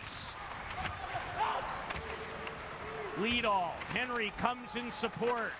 Bear knocks his man down, and it's cleared by True. Well, the old saying, sometimes less is more. A good opportunity on the back door for lead all. Stankowski is there, holds his ground, doesn't overreact, and makes a good shoulder save. Wagner loses the handle, poked off the stick of Strand. Hyman a chance to send it out, unable to, courtesy of Mahura. Oh, a man in front, Steele, robbed by Stankowski, his best effort. And another Seattle penalty upcoming. Well, how about this save? We talked about the first one, and the good fortune went the way of Stankowski. Well, there's nothing to do with luck in this save as he pushes. Steele's got time, he's got space, and Stankowski out to challenge, and watch, we'll see again on the replay if he gets his glove on it. Well, we'll get a look at the penalty here. There's the pass to the back door. What a great shot that is. You can see the angle taken care of by Stankowski.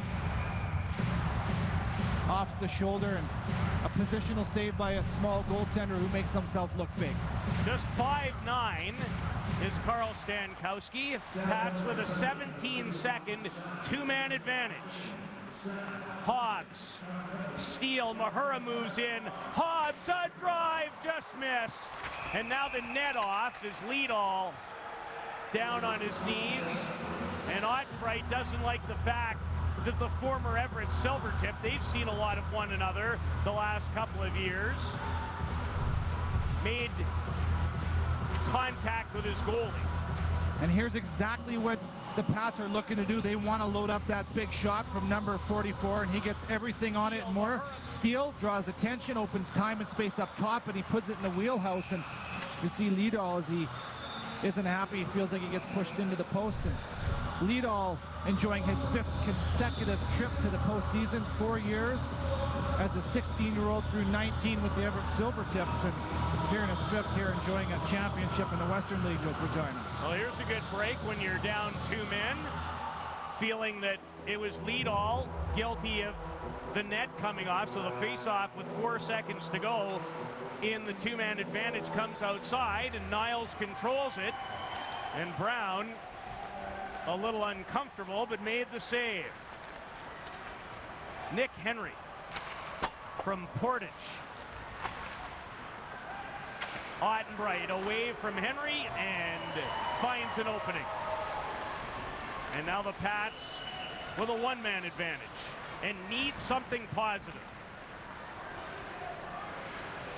In the skates of Hobbs, lead all. His pass, Steele in the slot. Just failed to pull the trigger and find the net. Steele with it again. To Mahura. Hobbs pressured by Enser. And Abel is the Seattle co-captain to backhand it out. They switch every game. Seattle does. One night it's Enser with the C, the next night it's Barzell. Lead all. In front of the net, Hobbs on one knee. Then Slobosian tried to bank it off Stankowski before Ottenbright, who's had a whale of a game, sends it down the ice. Pats changing, need to clear the zone. Slobosian carries in to Philip Ball. Wagner after it along with Hobbs to Slobosian. Slobosian back to the line it goes. Harrison, there's Niles. Good block by Niles. And he clears it. You could say the Thunderbirds are taking care of the details, couldn't you? On the body, pressuring in lanes, blocking shots. What a display. And they've killed off the short 2-man disadvantage. Strand to open the scoring the period out of the box. And now Lochner against Bear. Bear with another assist. Sweeps it on the boards. This is all. His shot well wide of the target. And Gropp takes no chances. It won't make it. They'll wave it off. Barzell all over. Steals it from Scholler. Poke check. Gropp over top of the net. Courtesy Ryan Gropp. Barzell hangs on. Ottenbright. The save by Brown. Strand first. Ottenbright second. True. 3-1 Seattle in game 2.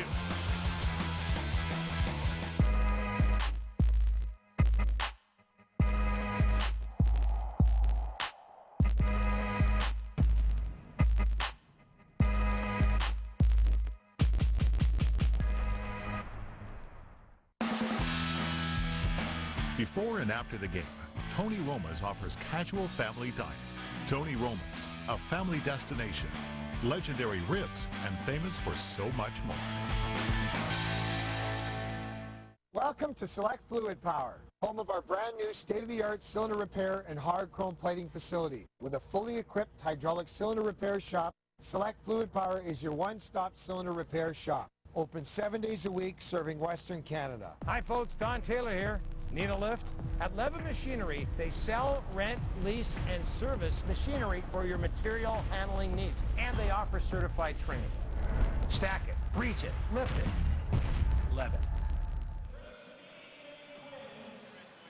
On the Seattle bench with head coach Steve Konowalchuk. Steve, what's allowed you guys to take control of this game? Well, we're just trying to chip away here. It's a grind. You got to continue to fight for every inch, try to get some pucks to the net. How impressed have you been with your group's ability to keep pucks away from your goal tonight? Well, again, I think we try to have a 5-man effort, trying to help out, get back, and you know, a lot of it starts with being good through the neutral zone and getting pucks in there. And appreciate it, Steve. Thank you. How quickly things turn. It's a 1-0 lead for the Regina Pats, and then this happens. It's Austin Strand who gets his 5th of the postseason. Ottenbright has something to say about that, and within 56 seconds, that 1-0 lead dissolves. It's 3-1 now for the Thunderbirds. Turner Ottenbright with his second of the postseason at 4-12, gave the Thunderbirds a 2-1 advantage. The assistant captain from Yorkton. 12th round pick, pardon me, Pete, in 2012 to the Saskatoon Blades, and what a story has he improved since his time when he was traded as a 17-year-old to the Seattle Thunderbirds. Remember watching him in his Bantam draft year that you talk about with the Yorkton Bantams in the year 2012. He has come a mile from that point and has been all over this series in every which way. Former teammate of Wyatt Sloboshan for, count them, 2 games. The first 2 games of his rookie season in Saskatoon before the trade to Seattle. Steele against Barzell. Mahura one-handed to Zabrowski. Kolazar to a loose puck. Mahura dealing with that size and strength. Now Zabrowski is. Kolazar still possesses it. Groff, Ottenbright. He didn't miss by much. Pace, style being dictated by the Western Conference champions.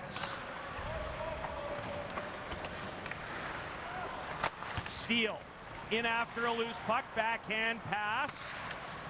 Harrison keeps it alive to Wagner, and now Dawson Liedall. Liedall. Good defensive work by Barzell. And good recovery by Liedall versus Groff. Here's Wagner. Intercepted calm, cool, and cleared by Ottenbright.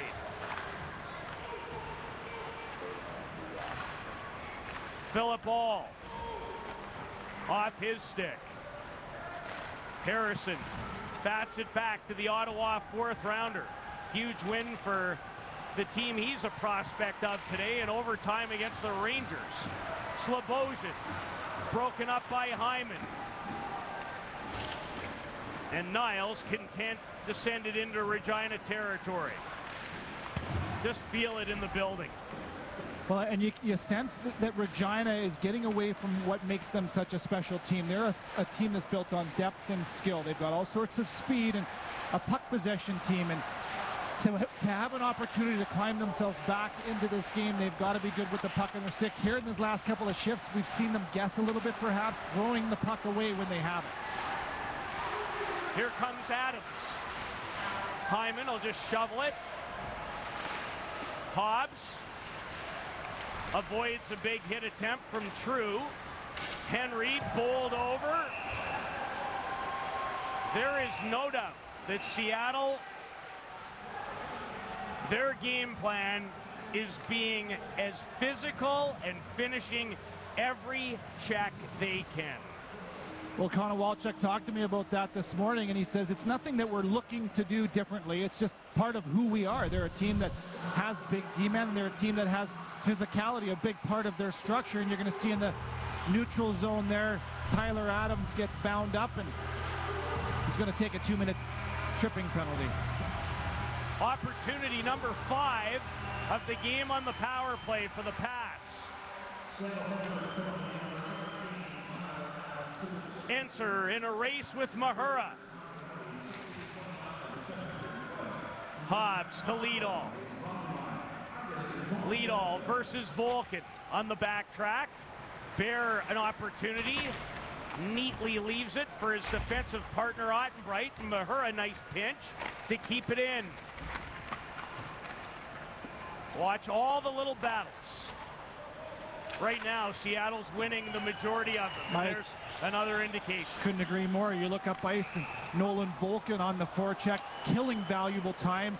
Scotty Enser doing the same thing, up the ice, back the ice. These guys just work. That's what they do. They're dedicated and committed to their game plan, and they execute it at a high level. Here's another look at this, and you look at Volkin coming in with a great angle. Battle for battle against Liedall. That's not easy to do, but he separates Liedall from the puck, and those are the little things you need to do to be effective on the penalty kill a nice job by Nolan Volkin, the 18-year-old in his third year. Volkin was a second-round pick in the year 2013. His dad, Mike, was a third-round pick to the Hartford Whalers, played just over 160 games in the National League.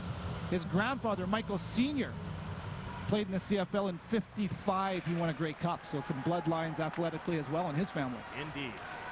Zabrowski clears it in on the Regina power play. Slobosian, who I think has been one of the best Pats in the game.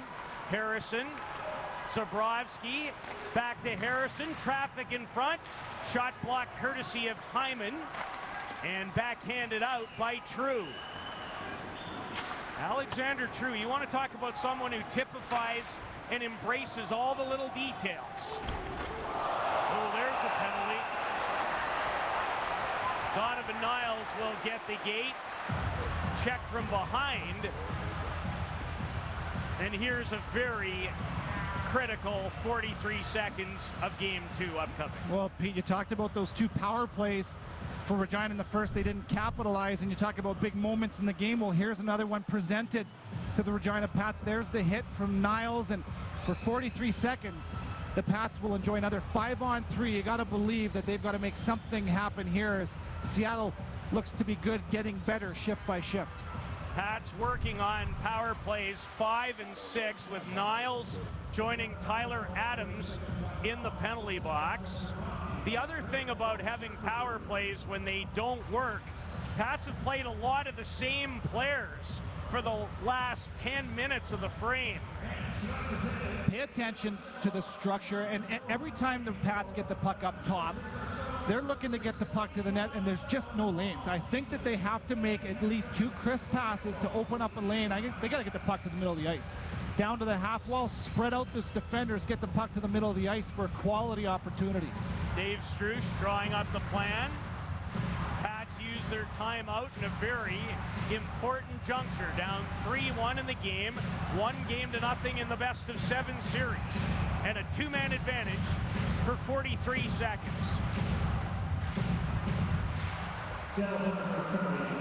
Pats control from the faceoff. Mahura, who's on the power play unit in place of the injured Brooks. Henry off the outside of the net. One of the better looks with a man advantage in this period. Mahura. Hobbs rifles it, but wide. Steele tracked down by Henry, does well with a rolling puck. Steele waits for Ottenbright to go down. Mahura, and good play by Ensign. Real good job defensively getting into lanes, and again, you talk about getting the puck to the trigger man, and watch the wind-up from Connor Hobbs as he absolutely steps into it. Look at the flex in the stick. Does he get all of that? An absolute cannon. He misses that top corner by inches. 31 for Connor Hobbs to lead all defensemen in the regular season, as 5 so far in the postseason, including Regina's lone goal in Game 1. 4 of his 5 are on the power play, second among D-man in the postseason, only to Ethan Bear, who has 6 goals, 5 of which on the power play.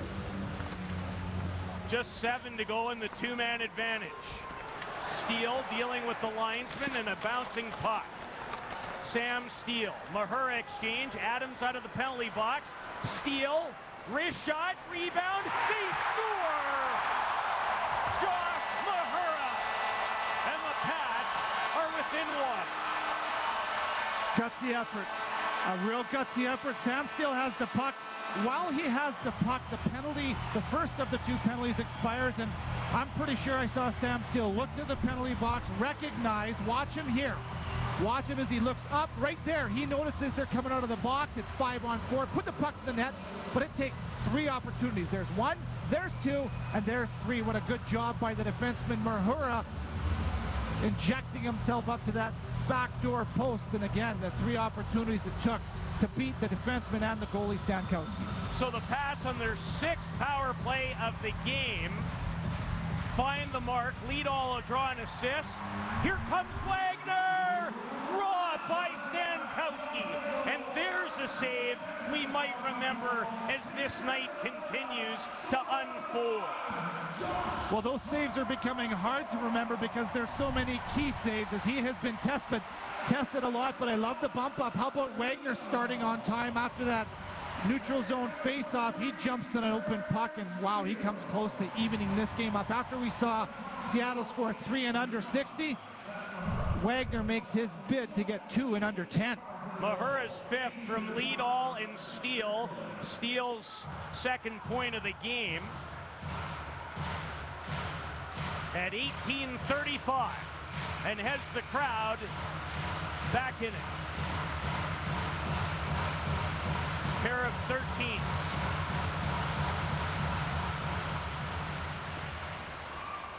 Barzal finds Gropp with space. Gropp off Harrison. Kolesar into the corner. Gropp upended. Seattle's bench wanting a penalty. Here's Philip Ball to Slobozhin. Upended. Back comes Gropp. Wagner. That breakaway type chance seems to reinvigorated him. He hasn't been as effective in game 2 as he was in game 1. A redirected shot nearly finds the back of the net. Ottenbright accepts, all in the shooting lane. Harrison gives Barzal a quality whack to the pants. Barzal twists, turns, still with it, protects it like it's on a string, feathers it Strand off the body of Slobozhin. Ottenbright with another crack, misses. Strand, who has a goal as well, up on the play, answer out of midair. Buzzer goes, a frantic ending to period number 2 with the Thunderbirds, Enser and company in front by a goal. Good push back from the Regina Pats as they get the late period goal on the power play. How would you like to be able to defend Matt Barzal? You got a better chance of losing your shadow. This guy is so unpredictable, so evasive. How about the puck possession? Real nice job by him in the offensive zone, but a real nice job by the Pats to rebound after, quite frankly, being outplayed in that second period. They finished up with a big power play goal to get within 1. 19-13 the shots. Seattle with those 3 goals within 56 seconds, but a late goal by Mahura has Regina within 1. And it looks like Ethan Bear is getting set to chat with our own Darren Dupont. Yeah, thanks, Pete. Ethan, you guys had 3 goals in less than a minute in that second period. I asked your coach, but from a player standpoint, what allowed you guys to take over this hockey game in the second period? I think just using our speed and keeping it simple. You know what, we want to get a good forecheck on their D and work them low, and I think we did that right off the bat. You only have given up 13 shots. That's including all those power plays against. How much pride do you guys take in keeping pucks away from your goaltender? Well, we know we like to block shots. We like to take away lanes and box out guys. Try not to give them any second chances, and take care of our house. A lot of questions coming into this series about your health and if we would see you playing. We see the extra padding on the glove, but when you took that shot in game 1, that kind of answered a lot of questions. How are you feeling? I feel good. I don't have any pain. I'm getting more confident every game and every shift, so I just got to keep moving on from there. WHL's Defenseman of the Year. What did that mean to you, and now to try and improve on that even here in the WHL Championship Series? It's a great honor to win it. I worked real hard this season, and I'm very proud of myself for doing that and achieving that award. So, but right now I'm just trying to focus on the team and the task at hand. A guy just a little bit down from us, Jeff Odgers, you're pretty familiar with in Yorkton. I know he's listening right now. How influential was Jeff on your hockey career at a young age? I know he was a really great coach. He really did a good job with us back in Yorkton, and I like him as a coach, and I like him as a guy, and he's always a guy I can go back and talk to if I ever need any advice. So, I like having him there. How much is this, before we let you go, how much is this a second chance that you guys really want to take advantage of? We're gonna work really hard, and you know, we fell short last year, and, you know, it really stings. And, you know, now we know how much harder we have to work to achieve that, and it's not easy. So, you know, we're not going to get too ahead of ourselves, and, you know, we're just going to keep paying the price, whatever it takes. Appreciate this very much, Ethan. Thank you. Thanks. All right, there's Ethan Bear of the Seattle Thunderbirds. They have a lead over the Regina Pats through 40 minutes. Jeff, along with Andy, Joey, they're coming up on the other side. The WHL Championship Series continues. Access 7 Sports presents the Regina Pats and the Seattle Thunderbirds in the WHL Championship. Watch exclusive full game coverage only on Access 7.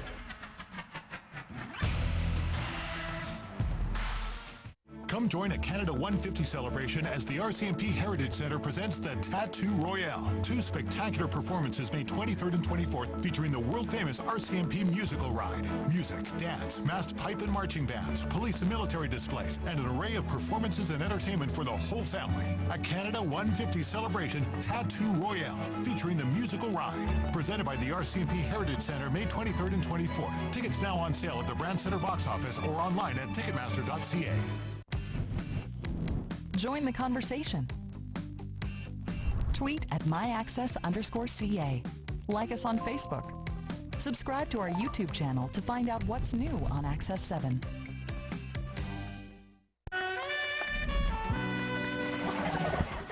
Christmas Day, I'm gonna ask Steffi to marry me, and I'd really like your blessing. Yeah? No. Look, just give me a couple days to win you over. By Christmas morning, you're gonna be calling me son. I'm gonna be calling you dad. Don't think that's gonna happen. I think it's gonna, Dad. I know it won't. Dad, it will. Stop that. What, Dad? That, stop that. Dad, what are you talking about? Yes, sir, Steph, you could be dating anyone. Why Laird? He makes me really happy. Bob Dale Gloves WHL Central is brought to you by Bob Dale Gloves. Found online at bobdalegloves.com.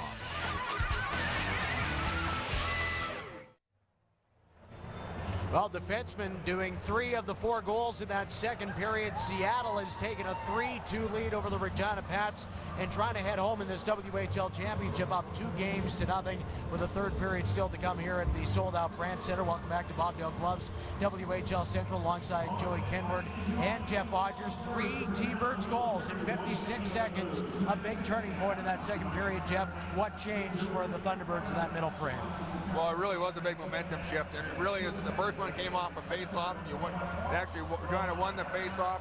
Seattle's been very good on face-off, recovering, come in, win it back to the point, kind of a screen shot, get the point through. Second shot, same thing, comes from the point. They've done a great job of getting their D-active, shooting the puck, and then their power play. What can you say? Too much time. You cannot give the Seattle Thunderbirds that much time in the power play. Here we're going to take a look at the first goal here.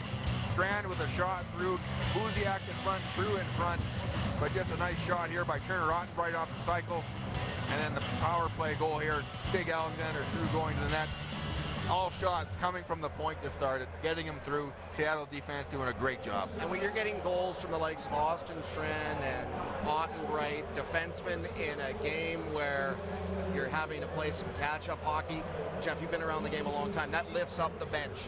You know, you're relying on players that are not normally known for their goal-scoring abilities. You know, Strand's been able to chip in a lot of goals so far in the playoffs for the T-Birds. That's now 5 into the final round of the playoffs. Turner Ottenbright's now got 2. He had 7 all of the regular season, and then a big goal by Alexander True. We're going to talk more about him in a few moments, but that was a really, like, Seattle had a very good push, even if they didn't score in the later stages of the first period, and they carried it right on into period 2. And at one point, I think, from the late stages of period 1 into the second frame, Seattle was out shooting Regina by a margin of 9 or 10 nothing maybe before the Pats were able to get their first shot on the counterattack. The atmosphere in this building really sagged after those 3 goals. I mean, it was really quiet here at the Brandt Centre, but then Josh Mahura, big power play goal to get the Pats within 1. Well, Regina had not 1 but 2 5-on-3 man advantages in that middle period, and prior to the goal, they didn't really have a ton of great looks. Now, they had a goal-scoring opportunity right on the goal line where Nolan Volkin made a huge play to sweep it away from crossing the line in behind the netminder, but the eventual goal that gets scored here, and I'm sure we're going to see it momentarily, but Josh Mahura in the right spot at the right time. And the good thing when you're thinking about an defenseman on the power play, you're usually expecting him to score from long range. He's in the blue paint, finding that loose change. Good play by Sam Seal to set it up. Good work by Dawson Liedall in and around the crease to get it away from Stankowski, and then as you'll see here, a pretty good finish by Josh Mahura. Mahura's now got 5 goals in the postseason, and we talked about him in the first intermission, Jeff, that we knew in the absence of Adam Brooks, guys that have playoff experience need to be able to elevate their game if they want to even up this series, and Josh Mahura's got much more playoff experience than a lot of these other Regina players, and that's a big goal here for the home team entering the final 20. No, very much so. And Sam Steele on the power play, very dominant, much like Matthew Barzell. Takes control, circles out, waits, draws a couple guys to him, gets the puck through. Big Dawson Liedall in front, goes off him, he bats it across, and Mahura smart enough to know if he goes down that 5-on-3 outnumbered situation, he creates the goal. And let's not forget, seconds after Mahura's goal, Carl Stankowski has to come up with an enormous save on Austin Wagner on the breakaway. Well, I did, Seattle Thunderbirds, so good off face-off, so nice, good to details, and they got caught sleeping off that face-off. On Austin Wagner, using his speed, going down the wing on a breakaway, and it could have been a tied game. So sleeping there, and then Carl Stankowski also early on that power play before the goal, one-on-one with Sam Steele. A great pass across by Philip All. Sam Steele takes the puck, settles it down.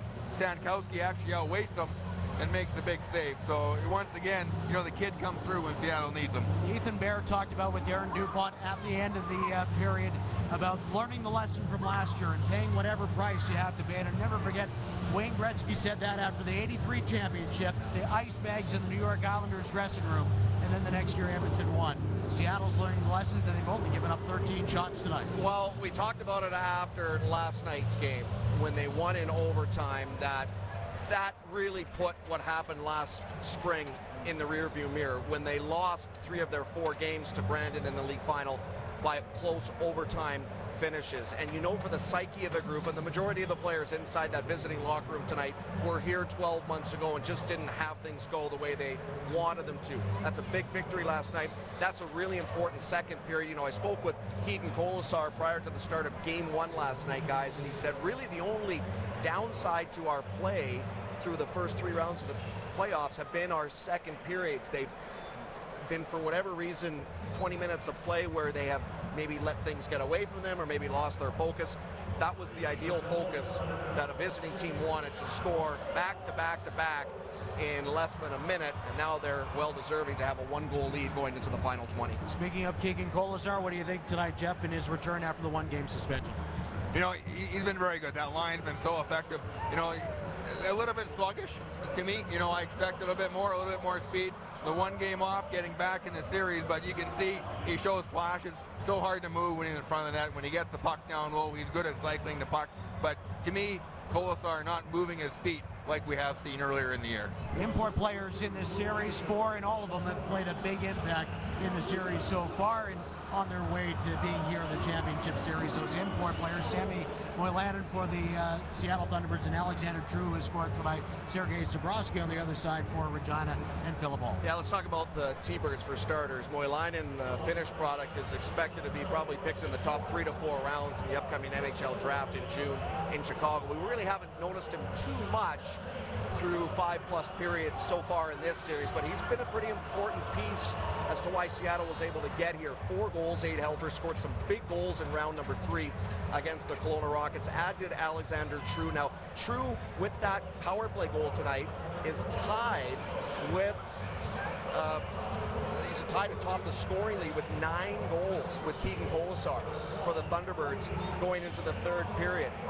He's not really, he's passed through the draft. I'm thinking that a lot of scouts have really caught up to what he's been doing this year in this postseason for Seattle.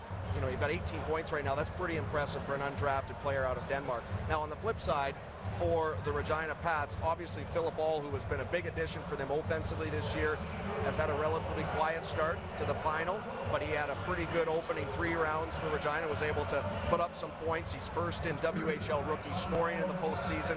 with 4 goals and 10 assists. And Sergei Zborowski's got maybe as tough a task as any defenseman in this final.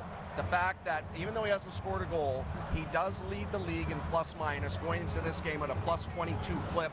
But that's every time he's on the ice means likely every time Matthew Barzal, Keegan Colasar, and Ryan Gropp are on the ice. He's acquitted himself well, but he has a real tough test ahead of him next week in the Emerald City. Dave, we got time, one more for Jeff. Jeff, you were talking about it's a 2-3-2 format, and Seattle was so good, in fact, the best team in the WHL on home ice. How big is this third period for Regina to avoid having to go there down 2 against the best on home ice? Yeah, in my opinion, that 2-3-2 really puts you at a disadvantage. If you a split is all right, but if you go there down 2 games, and we talked about the Showall Center, their last 22 home games, they were 20-2, and in that stretch they had won 17 straight. Regina Pat cannot go back to Seattle down 2-0. They have to find a way to come back and win this game. Seattle is just too good on home ice. Regina, as you mentioned, had the most road victories, of any team in the WHL. To get an opportunity to win on the road in a tie series, they're going to have to beat a T-Birds team tonight that is 10-0 in these playoffs when leading after 40 minutes. It's only a 1-goal game, but it tells you right there in that stat that they're undefeated. They're a confident team when holding a lead in the third period. Of those 20 wins, that 22-game stretch, Seattle won 17 in a row over that, so they were brilliant at the Showwear Center, trying to head home with a 2-0 series lead. They're 20 minutes away with a 3-2 lead over the Pats in Game 2 here on Shaw, Access, and Joe TV.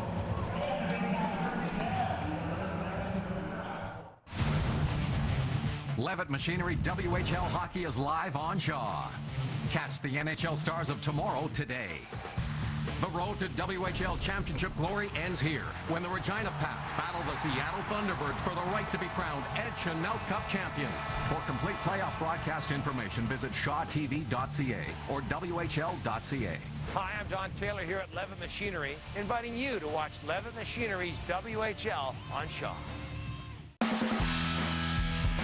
Before and after the game, Tony Roma's offers casual family dining.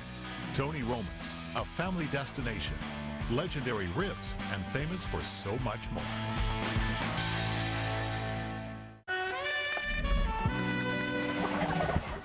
Christmas Day, I'm gonna ask Steffi to marry me, and I'd really like your blessing. Yeah. No, look, just give me a couple days to win you over. By Christmas morning, you're gonna be calling me son. I'm gonna be calling you dad. Don't think that's gonna happen. I think it's gonna, Dad. I know it won't. Dad, it will. Stop that. What, Dad? That, stop that. Dad, what are you talking about? Yes, sir, we bow. Steph, you could be dating anyone. Why Laird? He makes me really happy. Got me into a pro camp after 17 and draft after 18, and you don't see that, I don't think, if I would have been in junior A. I have almost 130 games, and I think with 4 years, even in the NCAA, you're not going to get that much, so it's been great for me. Come join a Canada 150 celebration as the RCMP Heritage Centre presents the Tattoo Royale. 2 spectacular performances May 23rd and 24th featuring the world-famous RCMP musical ride. Music, dance, masked pipe and marching bands, police and military displays, and an array of performances and entertainment for the whole family. A Canada 150 celebration Tattoo Royale featuring the musical ride. Presented by the RCMP Heritage Centre May 23rd and 24th. Tickets now on sale at the Brandt Centre box office or online at ticketmaster.ca. Back in Regina where the hometown Pats are trying to tie the series, trying to tie Game 2, and here's what's going on in the other CHL championships. The St. John Sea Dogs now have a 2-0 series lead. They win tonight 4-0. Julian Gauthier, back-to-back 2-goal performances for the Sea Dogs and game winners in both. And the Erie Otters took Game 1 on Thursday by a 2-1 count. They will play Game 2 of that series in Erie tomorrow. Erie and St. John, the #1 teams in their respective leagues. And St. John with a 2-0 series lead with their win over Blainville and Erie, trying to go up 2 on Mississauga. Back upstairs, Peter and Kevin for the third. Andy, thank you so much. The #1 team in the Western Hockey League during the regular season, the Regina Pats, find themselves 1 goal down. I thought Seattle, by far and away, played their best period of this series. The T-Birds certainly saddled up here in the second period, and it's all about championship habits. Look at the face-off loss, turns into a face-off win. Miles gets to the puck first, And that translates to the first goal of the game for the T-Birds. That ties it up at 1. And look at the change of pace, change of speed, puck protection down low, and then Barzal recovers it, and he gets it up. This is 30 seconds later. Ottenbright sends one to the net, and all of a sudden, before you know it, it's 2-1. And then Alexander True has been excellent net front. He's gone to the net, he's screened goaltenders, and he captures that puck to put it up 3-1 within 56 seconds. And how about the face-offs? Jumping on time again, and look at the habits and the details. After every shot, it looks like everybody's looking up into the net, tipping pucks, blocking shots. Seattle doesn't give up anything for free. How about this? Nolan Volkin separating the man from the puck. Man, oh man, that's not an easy skill set to play against. And a great job and a great pushback from Steele. 1 hack, 2 whacks, and it takes 3 to get the Regina Pats within 1, and that's where we sit. 3-2 for the T-Birds entering the third period. A late power play goal by Josh Mahura, his 5th of the playoffs. Steele has a goal and an assist. You see the shots on goal in favor of the Western Conference champions. They've been that 2 years in a row. Seattle would love to capture its first ever Edge and Out Cup. See if the Pats gain some life from that late goal. Seattle leads the series 1-0. They start with their number 1 trio. Mahura and Gropp. Steele holds it to Wagner. Wagner, who's seconds after the Mahura goal, nearly tied it. Thwarted again by the youngster Stankowski.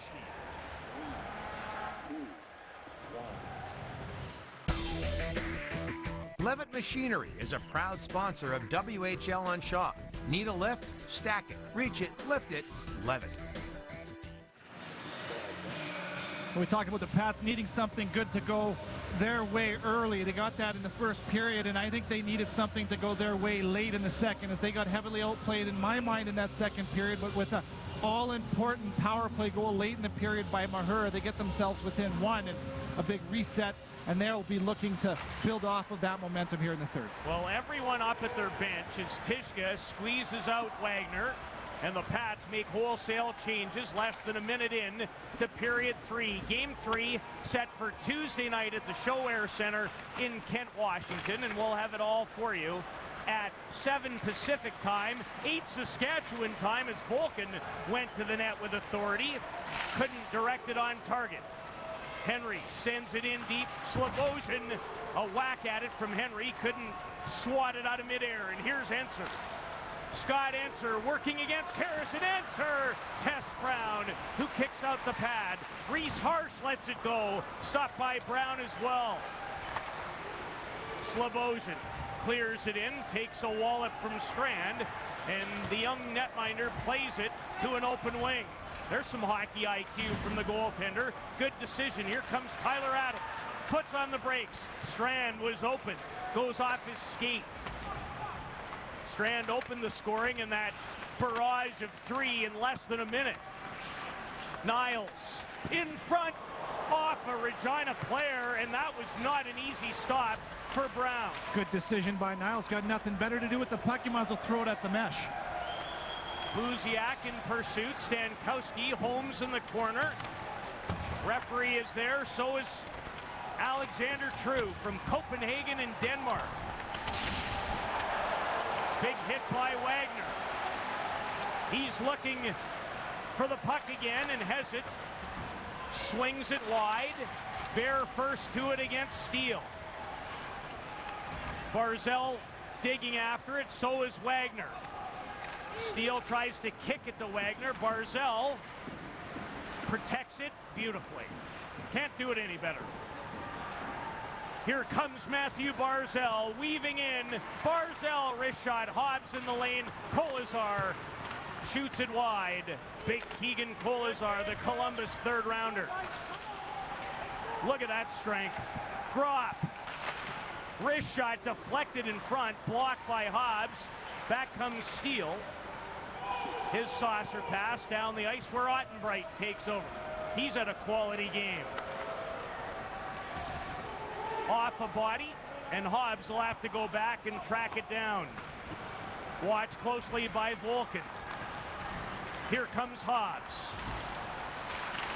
Into the zone is All. Philip All blocked up by Hyman. Scooting in the other direction is Enser, and he's got a full flight, trying to dance around his man. Slobosian came back to help out Harrison. Great burst by Enser. And Henry will survey the situation. 3.5 minutes into period 3 and a 3-2 Seattle advantage, trying to take it 2-0 lead in this series. Hobbs to Lochner. True knocks it down. Holmes wants to clear it in and does. Lochner. Strand away from him. Good outlet by Strand. Seattle with numbers. Adams, wrist shot, blockered away by Brown. Now here comes Holmes against Harsh. Adams helping out. Strand as the pace quickens. Scholler off a stick. And Niles calms the situation down. Nice job by the Pats. Every time they get puck possession, neutral zone, they're getting the puck deep. I like the decision, make the D turn for Seattle and get on them. But I'll tell you what, I talked about it earlier. Seattle not known for being their overly mobile defensive core, yet they're showing great skating ability to exit the zone. And speaking of great skating ability, how about this? Matthew Barzal, watch the way he sheds. The best skater in the Western Hockey League in Austin Wagner. That's a one-man show right there, folks. Matt Barzal showing his office skating skills, and an independent contractor goes 200 feet solo. Barzal, 8 points for Canada. Now the World Junior Championship, his second go-around, and I know how crushing that shootout loss was to the United States. Colasar. Good pad save again by Brown. You feel like he's got to shut the door tight now. Lead all. His shot, Stankowski trying to control it, and does. Well, you talk about the second go-round here for the Seattle Thunderbirds. A core of their group have been to the playoffs under the leadership of Steve Konowalchuk 4 years in a row. You look at Barzal, Colasar, Bear, and the games that they've played, the years that they've visited. Regina's been there 3 years in a row, but you look at the core for Seattle and even their depth. Even the two guys that aren't on there, Kishka and Wedman, they played 18 games last year in their run to the Western Conference, or the League Championship.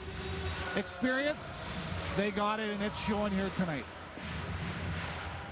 Lost in 5 games to Brandon, lost the first 3 games in overtime. Oh, a great opportunity. Slamming the door shut with Stankowski. Henry, glove pass.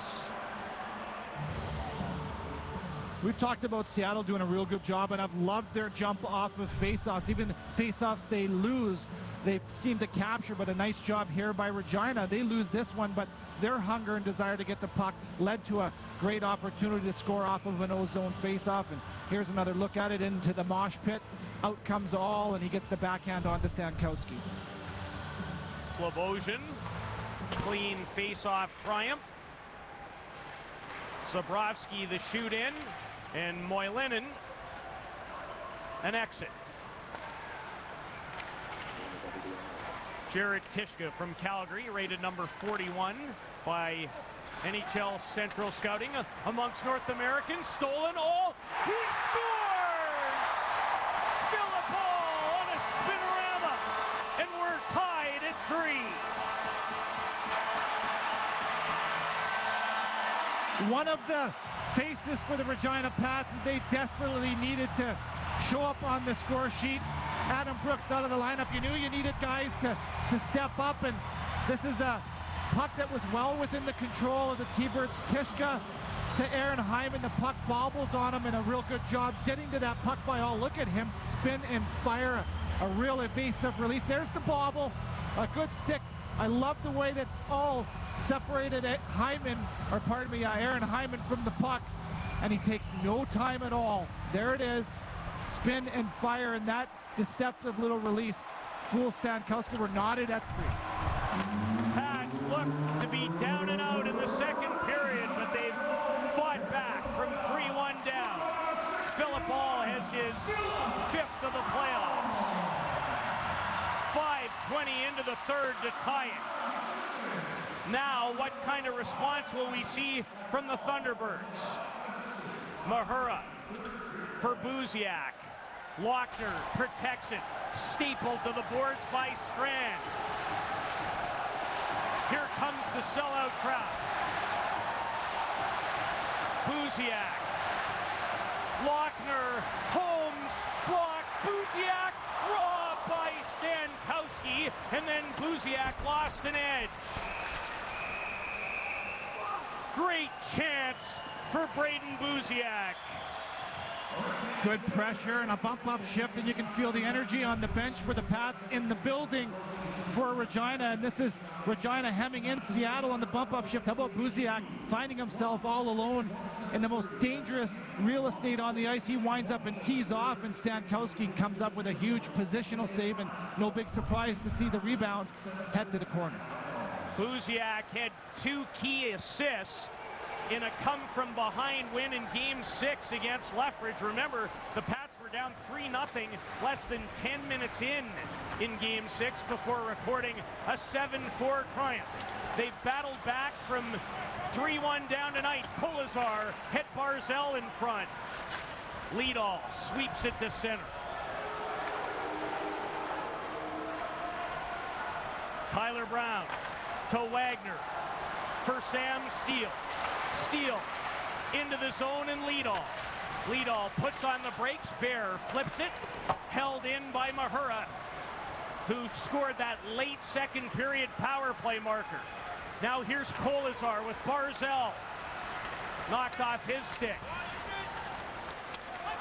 Liedall wants to clear. It does. Seattle changing. Nearly got caught with too many. Good defensive play by Mahura against Kolazar in that last entry. He had great gap, a good stick to separate Kolazar from the chance on the rush. Slobozhin looking to track it down. He's in a elevated role again, as he was when Brooks was unavailable for the last 5 games of the Swift Current series. Zabrowski away from Moylinnen, but it can't clear it. Enser in front, shovels it off a leg wide. Enser just gives you everything, doesn't he? He's a good player. Philip Hall, who just tied the game, pulled down, cleared in by Moylinnen. And now Enser and Henry really into it behind the play.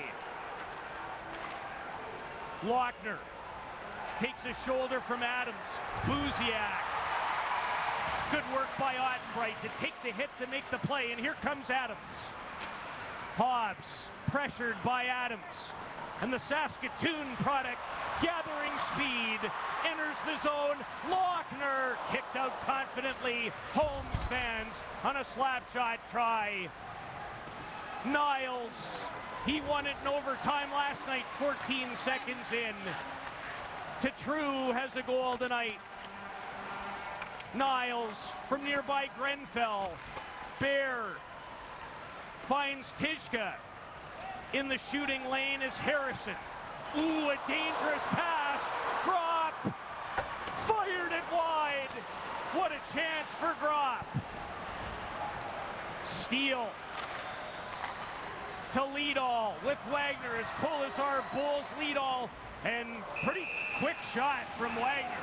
Glove by Stankowski. You wonder what pressure can do to you. It can make some of the best guys make mistakes, and there's Harrison under pressure, throws the puck into a dangerous area. You don't want this guy with the puck. 35 goals in the regular season, and how about Hobbs selling out to make it hard for Gropp to get good wood on that shot. There's the turnover again, and a nice save from Brown, and a good desperate sprawl by Hobbs to keep that out of danger.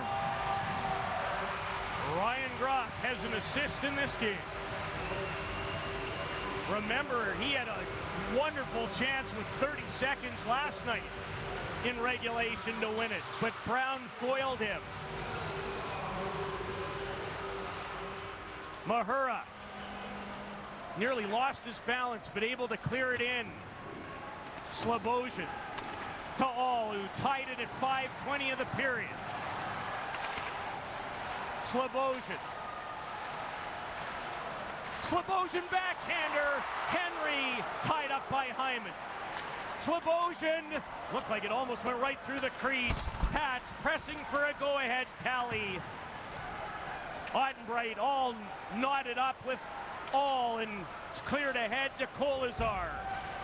Slobosian and Kolazar knock one another down. Another beauty. Tishka, room for Strand. Hard wrist shot by Strand, who has a goal already tonight. Now it's Barzell, the ever dangerous one. Barzell, Strand hit a body in front, and Henry will be able to make his way to center. Did he get there? No, he didn't.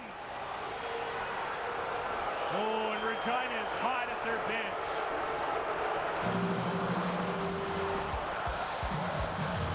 All has tied it in the third. Tony Roman's, serving its signature ribs for 40 years.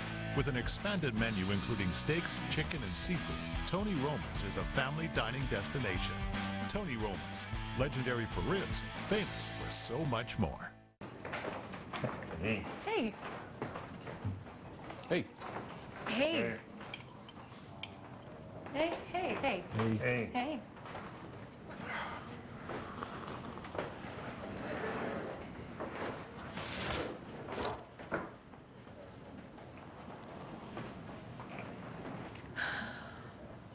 Hey, looks like you have time. Take a 2-minute test and find out your risk of getting type 2 diabetes. Hi folks, it's me, Don Taylor, way up here with my friend Murph. At Levitt Machinery, they sell, lease, rent, and service all these machines, and they offer certified training. Need a lift? Stack it, reach it, lift it. Levitt. Loved the response from Regina and the goal, the evening goal from all. We'll take a look at all 6, and it started early from a errant pass from Ottenbright to Bear, and Sam Steele jumps on it for a early 1-goal lead. They held that well into the second period, and then this happens. Strand throws it to the net to even things up at 1. Seconds later, the top line goes to work, drop to Kolesar. You're going to see Barzell get the puck and do what he does best. Distributes the puck, and there's Ottenbright with his second of the postseason. That makes it 2-1, and we're within 56 seconds. We get their third goal on the power play, Seattle does, from Alexander True. That's his 9th. Holds the co-lead in goals with Kolesar in the postseason, and then in response, Sam Steele throws the puck to the dangerous area.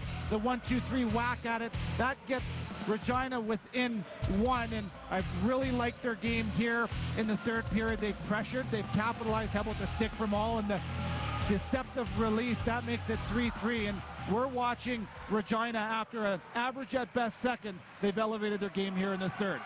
Sam Steele with a goal and an assist, another multi-point game in the playoffs.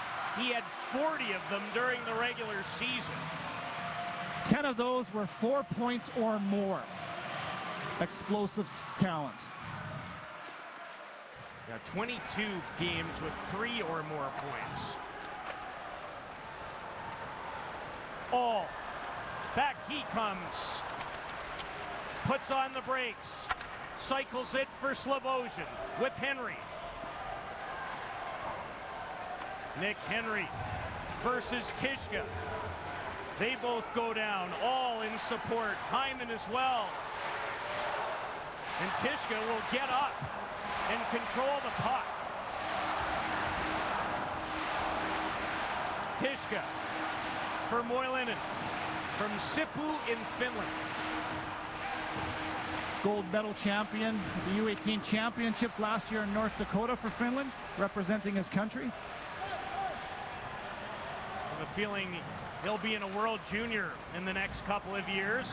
Steele takes it away. Steele wraparound, finds Wagner off a stick. Quality chance for the Pats. And Kolesar steams away. Keegan Kolesar finds Bear. Wrist shot kicked out by the right pad of Tyler Brown. Steele, here's Wagner in full flight. Wagner! Stankowski stops him. Here once again is Double D, Darren Dupont. Thanks, Pete. Big year for the Regina Pats, big year for John Paddock. He was named the WHL's coach and executive of the year at the recent Western Hockey League Awards banquet. The last guy to do that, Brandt Centre, back in 2001 with the Red Deer Rebels. What did the Rebels do that year? Went on to win a Western Hockey League title and a Memorial Cup. To get to that Western Hockey League title, who did they beat? Lethbridge, Calgary, and Swift Current. And who did they meet in the final? Portland. So almost an identical roadmap that the Pats are trying to repeat this spring, guys. Chance went off the outside of the net, and where did Brandt Centre's squad win the 2001 Memorial Cup?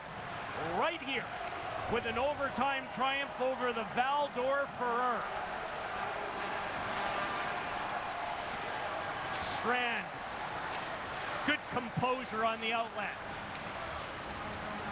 Adams for True out of his reach. Hobbs rims it for Lochner. The young man from Windsor, Colorado, just 16, flips in and races to the bench. 7.5 to go in regulation in a 3-3 tie. Tishka off the glass, off the shoulder of Zabrowski, and Sammy Moylinen clears it in. Brown leaves it for Mahura, whose power play goal late in the second brought the Pats to within a goal. All to Henry. Nicholas Henry. Squeezed out by Tishka. Stays with it. Slobosian. All still with it. In the crease area, Slobosian. And credit Enser. Did everything he could. Needs to stay on the inside. I'll tell you some real good news for the Regina Pats. Big number 61 has come to play here in this third period. Great stutter step by Slobosian, and look at All. Uses his big frame again to protect the puck, and he just throws it simply to a dangerous area. I like that stutter step from Slobosian to buy the time and space for All.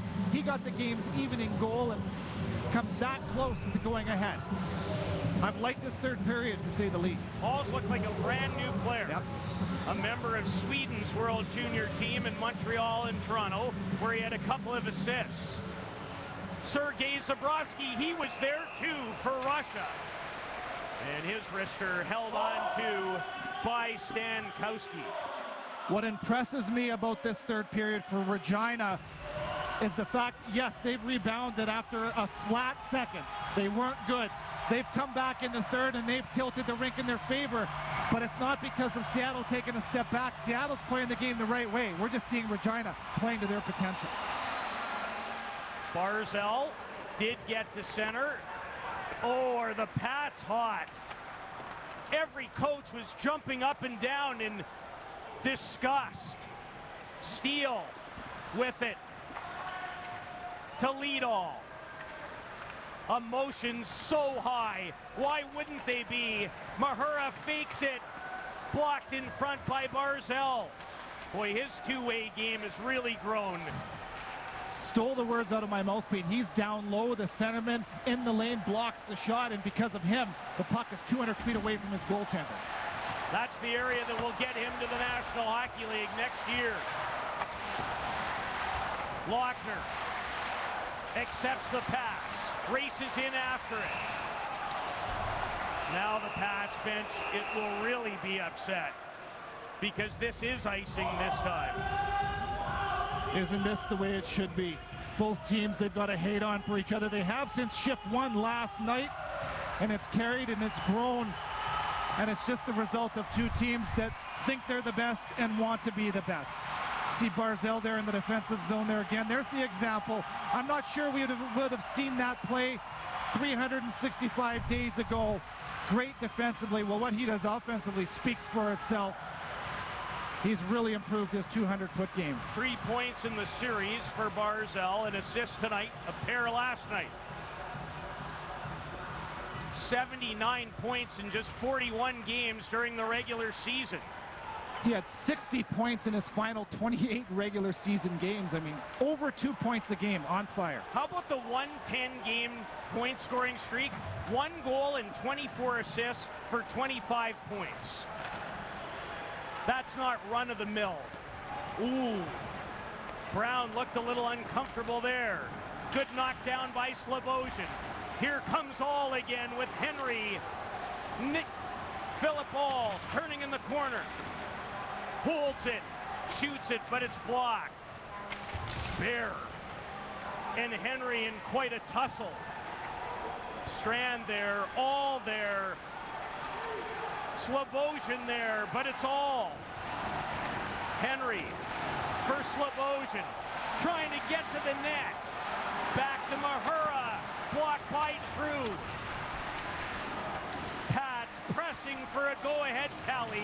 Under 5 to go in regulation. We're even again, as we were one night ago.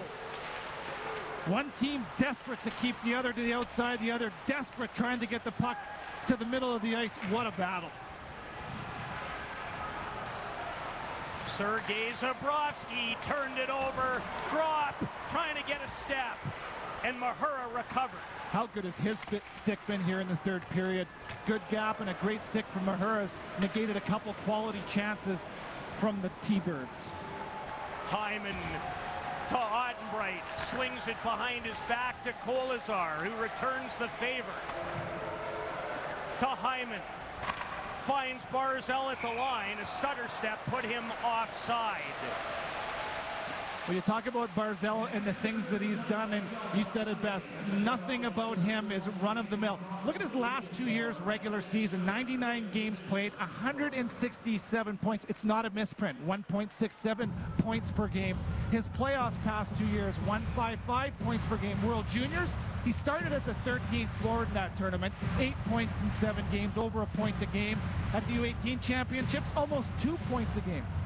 Long story short, in big games and big times, this guy is huge. Helped the Burnaby Winter Club as a Bantam to the Western Canadian Championship as Leadall fires it in. And what did Barzell have that year? About 852 points? That's pretty close. I will say this. The Burnaby Winter Club that year played Cloverdale Colts that featured Jacob Stukel, Parker Wotherspoon, Tyler Soy, Ronning Musil, Nick McBride in net, and in that gold medal game in Kamloops, Barzell scored with 30 seconds left to give the Burnaby Winter Club a 6-5 win and maybe as good a Bantam hockey game as I've ever witnessed. The only thing more impressive than that is your total recall. Moyalinen banks it in for Enser with Volkin heading to the net, and Zborowski broke it up.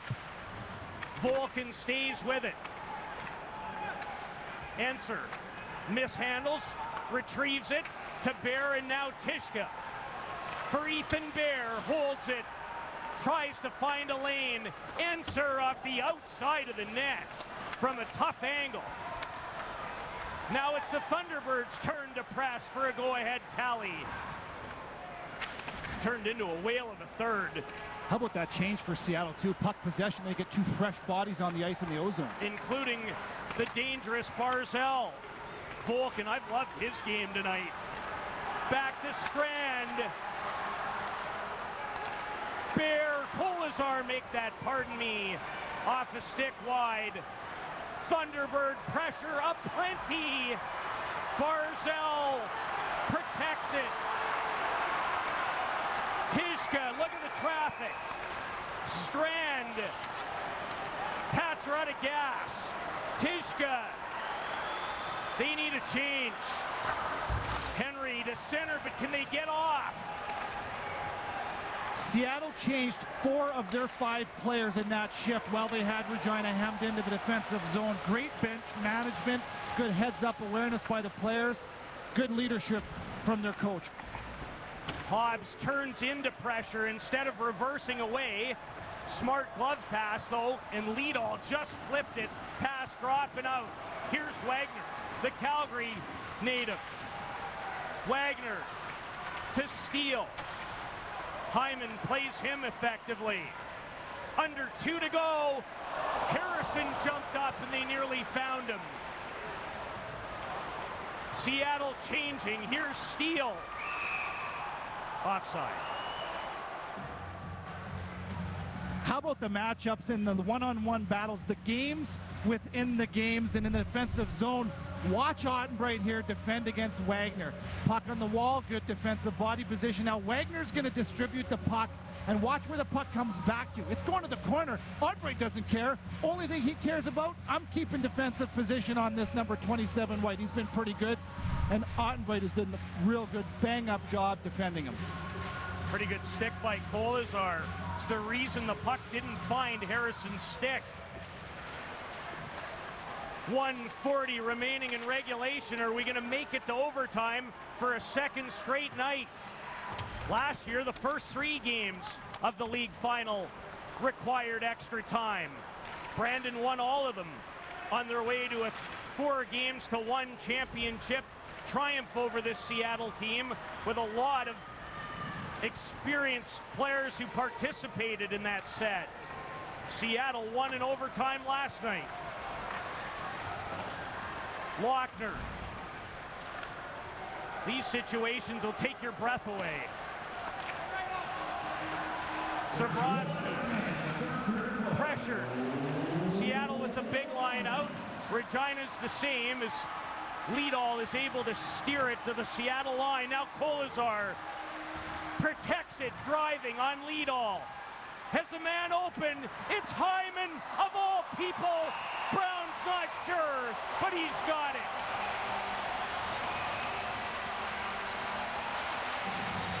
What a sequence. And it starts from the entry. Big Keegan Kolesar. Watch him get the puck. Ottenbright headmans it. Look at Kolesar build the wall. He creates time and space. And what a pass to the slot. Hyman gets everything onto that shot, and Brown. We saw him late last night in the third period in a tied game come up with a huge save against Ryan Groff. He does the exact same thing here against Aaron Hyman. The game's on the line. 40.1 seconds left. And Tyler Brown comes up with a huge, perhaps the most important save of the night. Steele and Barzell. Barzell to the middle. Stopped by Liedall. Hobbs takes a shot at Barzell. 20 to go in regulation. Glove pass. Here's Steele. Steele forced away by Bear. Solid play. Wagner and Ottenbright. Harrison steps up. Wagner for the second straight night of the Western Hockey League Championship Series. We require more than 60 minutes. Well, one thing I'll tell you for sure, the Thunderbirds and now the Regina Pats are learning that wins don't come easily when you get to the best of the best in the Western Hockey League Championship. You talked about last year, the first 3 games against Brandon went to overtime, and now game 2 here in the Western League Championship. We'll see overtime again for a second straight night. Seattle won 14 seconds in last night on a goal by Donovan Niles. Philip All's third period goal is the reason we need a little bit more, and I have no trouble with that. On Shaw, Access, and Joe TV. No regular Joe. Next. Before and after the game, Tony Roma's offers casual family dining. Tony Roma's, a family destination, legendary ribs, and famous for so much more. With the scholarship program that WHL produces for us players is huge, and it helps us just kind of not worry about the money aspect of it, but just focus on the school and your hockey, and makes it a lot easier on a student for sure. Coming soon on Access 7 Sports, Regina Rams, Regina Thunder, Western Major Baseball, the Kingoff Boxing Classic. For all of your local sports, tune to Access 7. Access 7 Sports presents the Regina Pats and the Seattle Thunderbirds in the WHL Championship. Watch exclusive full game coverage only on Access 7.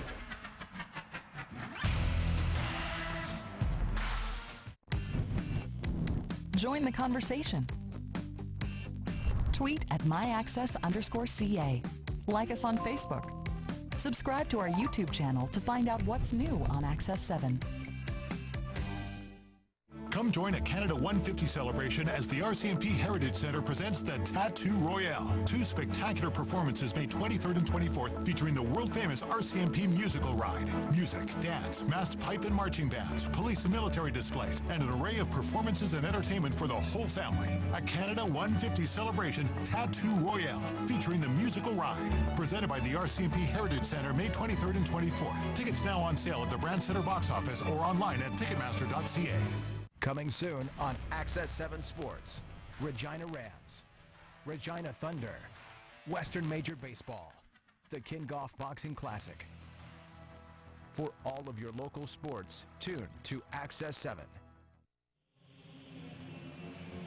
Well, fans in Regina getting their money's worth for a second straight night as we get set for overtime. Tied at 3 in game number 2. Darren DuPont with you now, joined with assistant for the Thunderbirds, Tyler Allos. And Tyler, how did we get to this point here that we're headed for overtime the second straight night? Yeah, and it's a pretty darn good hockey game for everyone watching, and that all's doing pretty good, and that Brooks line, or Steel line, excuse me, is doing pretty darn good. So we got to do good at boxing them out. They're getting some momentum down low and on that cycle, so we got to be sure and box them out, and then on the other side, get pucks behind their D, and kind of the same way they're doing it. Cycle on them and try and get some shots on their goalie. Did you notice something change from the second to the third period that maybe you guys got away from? Well, maybe just more strategic jumps. It seems like they're getting to pucks first and then maybe rimming right up the wall and hitting that center coming through. They're getting out a little bit, maybe a little easier than maybe the first or second period. So, again, those smarter dumps and maybe just a little harder on that forecheck to get up first on puck and instead of letting them get out real easy. How much does it benefit you to get the monkey off the back in game 1 in this when it comes to overtime in the WHL Championship? Well, a little bit, right? Obviously, looking back 12 months ago, just those 2 or 3 we lost in overtime. So to get that one, it gives us a little confidence going into this overtime that, hey, we can do it, we can get another one, and hopefully go home with 2 on the board. 3 overtimes in these playoffs, but maybe a collection of less than 5 minutes of total time. How have you been able to get out of those games so quick? And you know, how do you explain that? Honestly, just keeping it simple. Like you saw yesterday, Barzy got over the line, put a shot on net, we got a rebound, we're going to the net. Just the small, finite details. That's what you need in overtime, just those simple details and throwing pucks on net, right? Tyler, appreciate this. Good luck in the overtime. Thank you. Tyler Allos of the Seattle Thunderbirds joining us here in the overtime intermission. For more, let's go over to Andy and the fellas. All right, thanks very much, Darren. Big thanks to Tyler for joining us as well. Welcome back to Bobdale Gloves, WHL Central, alongside Jeff Rogers and Joey Kenward. This is overtime 2-2 between these two teams. 13th overtime in the Western Hockey League playoffs in 2017. Now let's take a look back at the previous 12.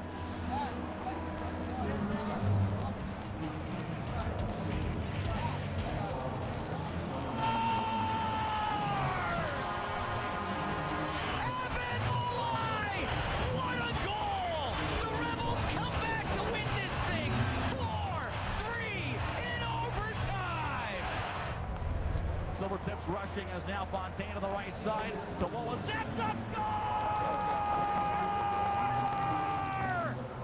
E2 Tolola bringing down the house. How sweet it is! Sudden death overtime. Here comes Cal Babbage. Can win it right here on a breakaway. He shoots. He scores! He scores! He scores! Cal Babbage, the Odyssey is over. 8:24 left in the 5th overtime period. Takes it in, centers, Heponiemi, over to Lindgren, scored! Riley Lindgren wins Game 1 for Swift Current on a laser beam, top shelf, and the Broncos stun Regina in Game 1. Colby Sissons, signed by the New Jersey Devils. He's coming through the middle of the ice. He scores! Colby Sissons scores! The Broncos win, and they lead the series 2-1.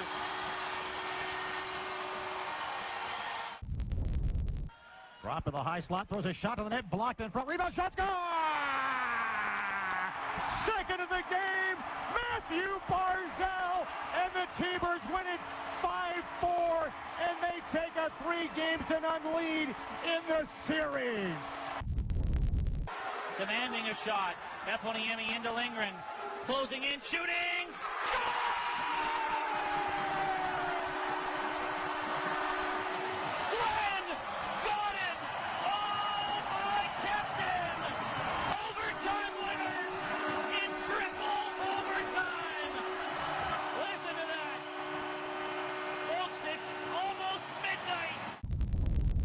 Mason Shaw trying to dangle in through Marejko. Puck knocked to the corner. Bradley takes over as Dahlstrom in front, gets it to him and scores! John Dahlstrom, the one-timer goes! And the Tigers have tied this series in overtime. Short-handed, Tyler Wong with Bellerive. Wong, high slot, Wong scores! Yeah! Tyler Wong! Tyler Wong! It doesn't get any better. Oh, Captain, my Captain! Canes going to the Eastern Conference Final! And the side is Colasar. Colasar will try to clear Cat. Here's Reed Gardner. Score! Score! Score! Score! Score! Score! Score! Reed Gardner has found the back of the net. And the Rockets win tonight 4-3 in overtime. Harrison, Skinner down, somehow stopped it. Zabrowski, Brooks, he scores! The captain has tied the series in overtime.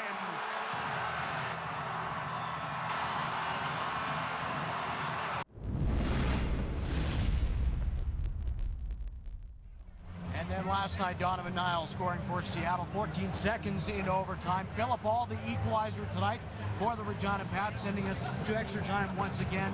He seemed to be galloping in that third period. Jeff, what do you think about Philip Ball and his performance this evening? Well, the Regina Pats needed him to join the series, and he did. You know, Philip Ball, Nick Henry, Wyatt Slobosian had their best period by far of the series.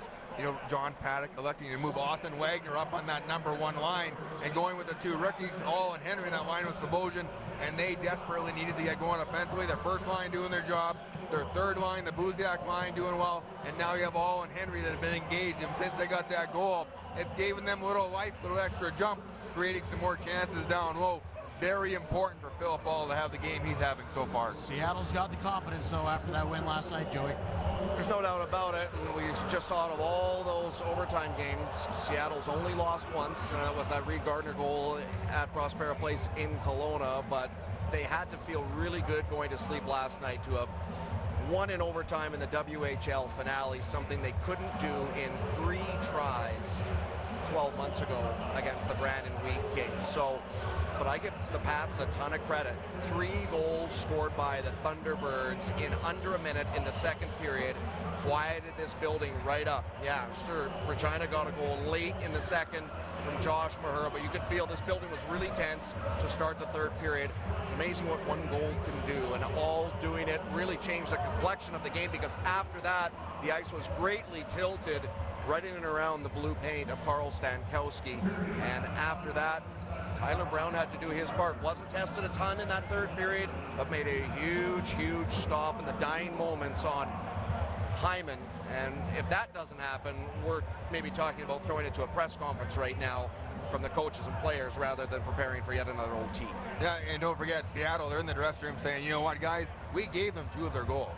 They really did. In the opening shift, there was a miscue between Bear and Ottenbright, turns it over to Steele, and then on the third goal, Hyman has a puck, kind of fumbles, loses an edge, and all is able to strip the puck and take a shot. So we're really beat on the 2 goals, so I'm sure Seattle's saying, you know what, guys, we played pretty well. Stankowski's been awesome, don't get me wrong, but really Seattle on 2 miscues has given Regina Pats 2 of the 3 goals here so far. And Jeff, assistant coach Tyler Allos spoke to Darren Dupont about what Regina was doing better in that third period. He talked about their dump-ins and getting in on the defense, and Regina really looked like they were turning up the heat in that third period.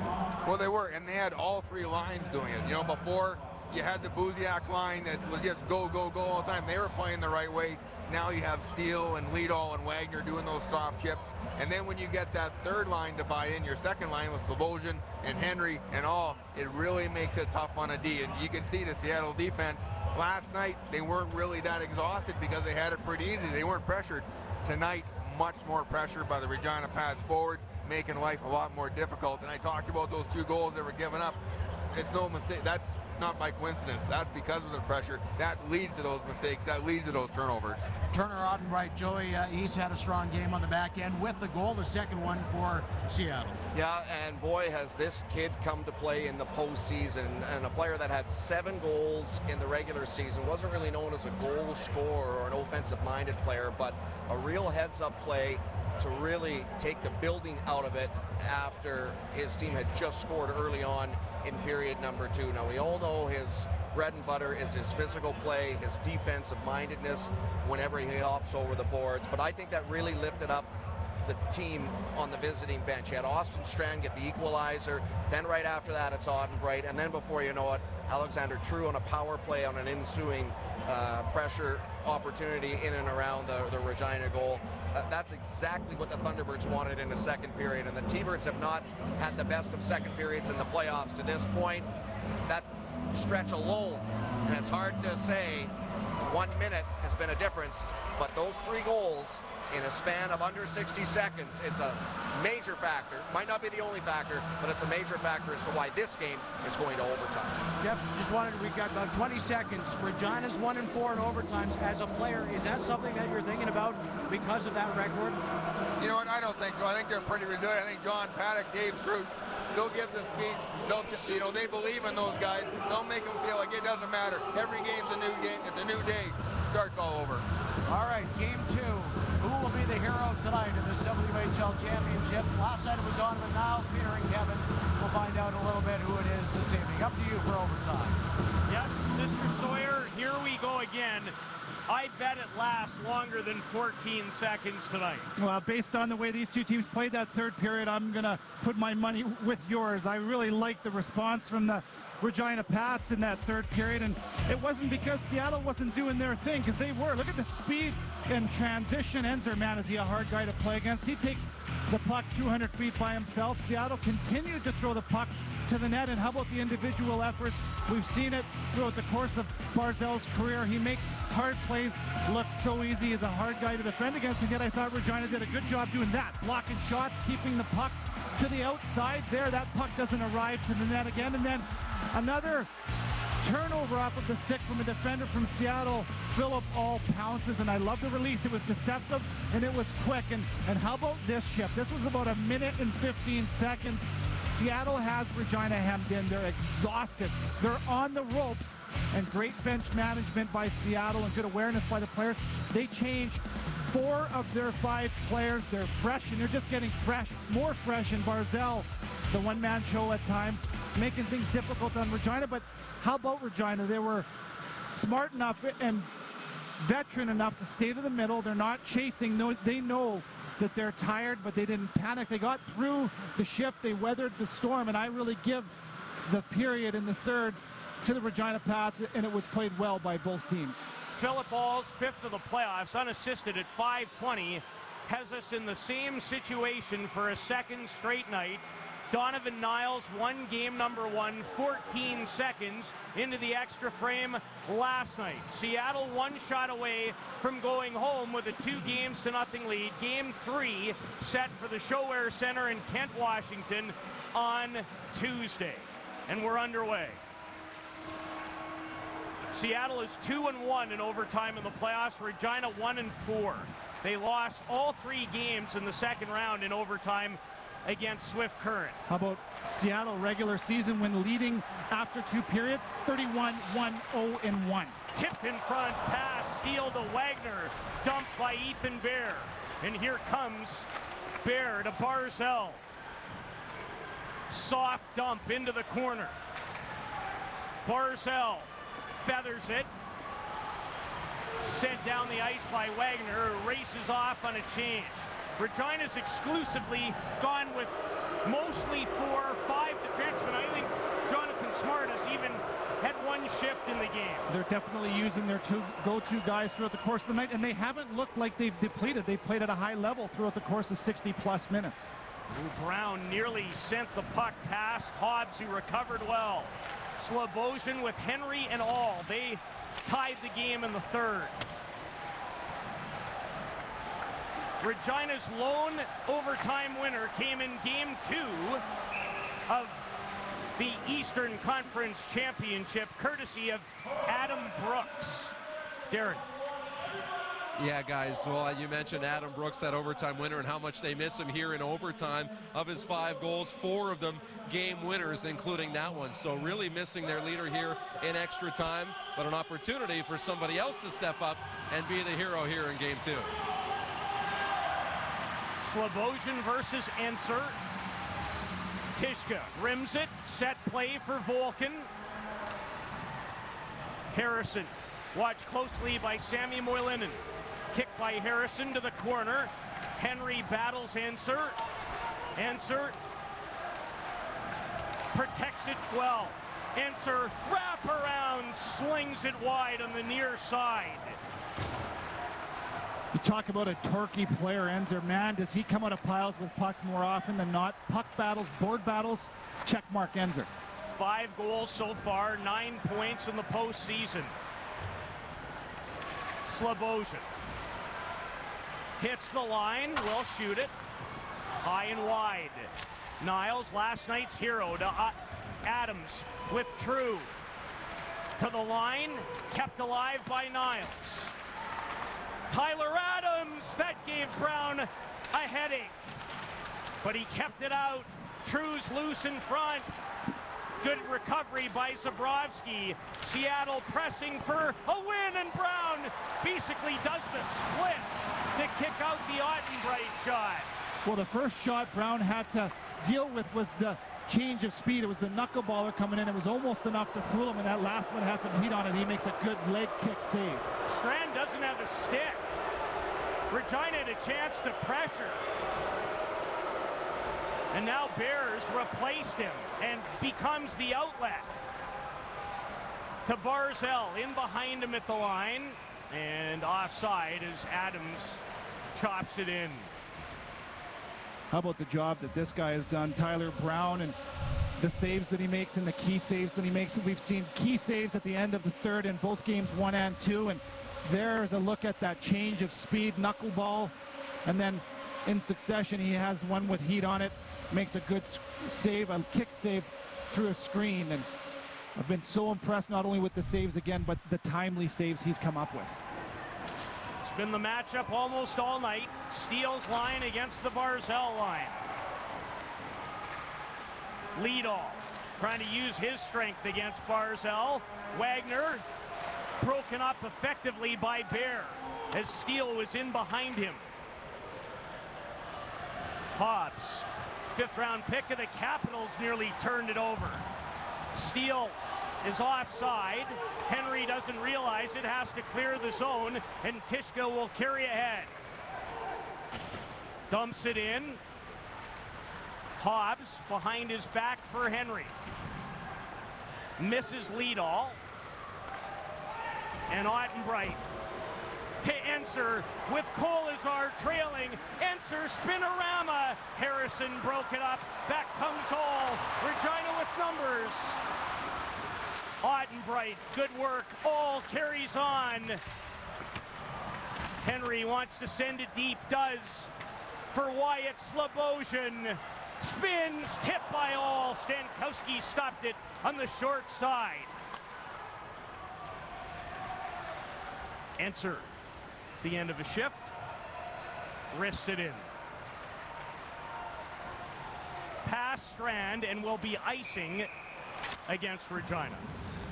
Well, you look what Regina has to contend with on an entry, and it's Slobosian with the puck on his stick, and watch how Seattle makes it so difficult to get to the middle of the ice. It's like Fort Knox. They aren't giving anything up for free. There's the hit from Volkan, the stick from Ottenbright. As the shift continues, it's all on the perimeter, and to me, this is what defines Seattle in their defensive core. Hard to play against, great sticks, great defensive position. 4:27 in. Bear assisted on that Niles winner, as did Barzell. Matthew Barzell. Strand in the shooting lane. Here comes Lochner and Slobosian. Lochner, Strand, nice hustle. Holmes knocked down by Ethan Bear. Lochner. Barzell strips him of it. Barzal backhand neutral zone pass. Wrist shot. Brown the save, and rough stuff ensues after the stop. Quite frankly, that's the stuff that I haven't seen enough of, or I expected to see more. Guys all over Barzal, and the crowd's gone crazy here. I think Kolesar, I didn't see it, but I saw the reaction. Kolesar takes a poke at Hobbs, and he's going to take a very untimely penalty here. 4 minutes, 59 seconds into the first overtime. Barzal had his hands full with two Regina Pats all in his grill, but behind the play, Kolesar takes exception onto Connor Hobbs, and we got a power play in overtime. Pats 1 for 6 on the night. Here is what led to the 2 minutes. Kolesar and Hobbs. The knee to the midsection, usually you don't get away with that one, and behind the net is where my attention was with Barzal. You couldn't see it in that shot, but Kolesar figures he's going to slip one by the referees. That ain't happening. Now the referees all get together. Kolesar, who missed game 1 of this series, suspended for a hit on Devontae Stevens in Game 6 of the Western Conference Final. Well, you know, this is one that Kolesar would love to have back, in a situation where his emotions got the better of him. The referees conferred. You got to wonder if they were thinking about perhaps a double minor. You don't see those type of penalties very often. It's going to be just 2 as the referees get to Konowalchuk and John Paddock to explain their decision. John Paddock, I guarantee you, was asking for more. Yep. Maybe a major. Kolesar hoping his team can kill off another one.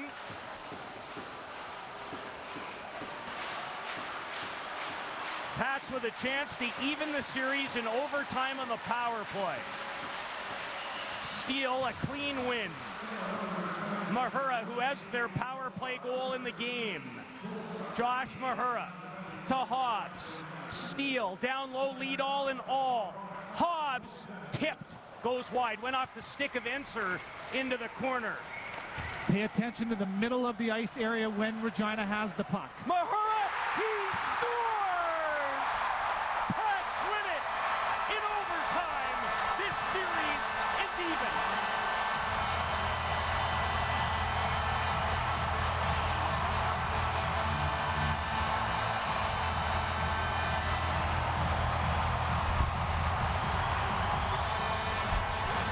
Well, they're certainly letting their Regina Pats feel it. And what a huge goal from Mahura, his second of the night, his second power play goal of the night. And Kolesar will not be feeling very good about his decision to take the penalty in overtime. It proved to be a costly one. We saw a good first period from the Pats. Seattle took over in the second, got themselves back into it, and overcame a 2-goal deficit to tie things with a power play goal from Mahura, and there in overtime, he gets the shot through. So many situations throughout the course of the game. Seattle did such a great job not allowing those pucks to go through. That goes by 3 blue jerseys, a nice low hard shot, and this series is tied up at 1 thanks to 2 goals in game 2 from Josh Mahura. Mahura notched 1 multi-goal game during the regular season. It was against Victoria, November the 1st. He'll never forget this one. Second of the night on the power play, 5:22 into overtime, and we will head to Washington with the best of 7 series even at 1 apiece. And the Pats faithful, hopeful, they have not seen their favorite squad for the last time. Well, one of the things that you can consider, Pete, tonight is the Regina Pats beat a good Seattle Thunderbirds team, and I didn't think they did it with a 60-minute effort tonight. They weren't at their best for the entirety of the game. They had an average second, like I talked about before, but they rebounded, they showed character, and they came back and persevered to come up with a huge, a must-win here to take 1 out of 2 games here at home to open this series. Josh Mahura came over in a blockbuster trade at the deadline from Red Deer. The Anaheim third rounder is the overtime hero in game number 2. Our post-game show when we return to the Brandt Centre.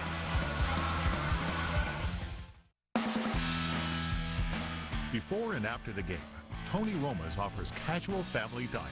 Tony Roma's, a family destination, legendary ribs, and famous for so much more. With the scholarship program that WHL produces for us players is huge, and it helps us just kind of not worry about the money aspect of it, but just focus on the school and your hockey, and makes it a lot easier on a student for sure. Coming soon on Access 7 Sports, Regina Rams, Regina Thunder, Western Major Baseball, the Kingoff Boxing Classic. For all of your local sports, tune to Access 7. Access 7 Sports presents the Regina Pats and the Seattle Thunderbirds in the WHL Championship. Watch exclusive full game coverage only on Access 7.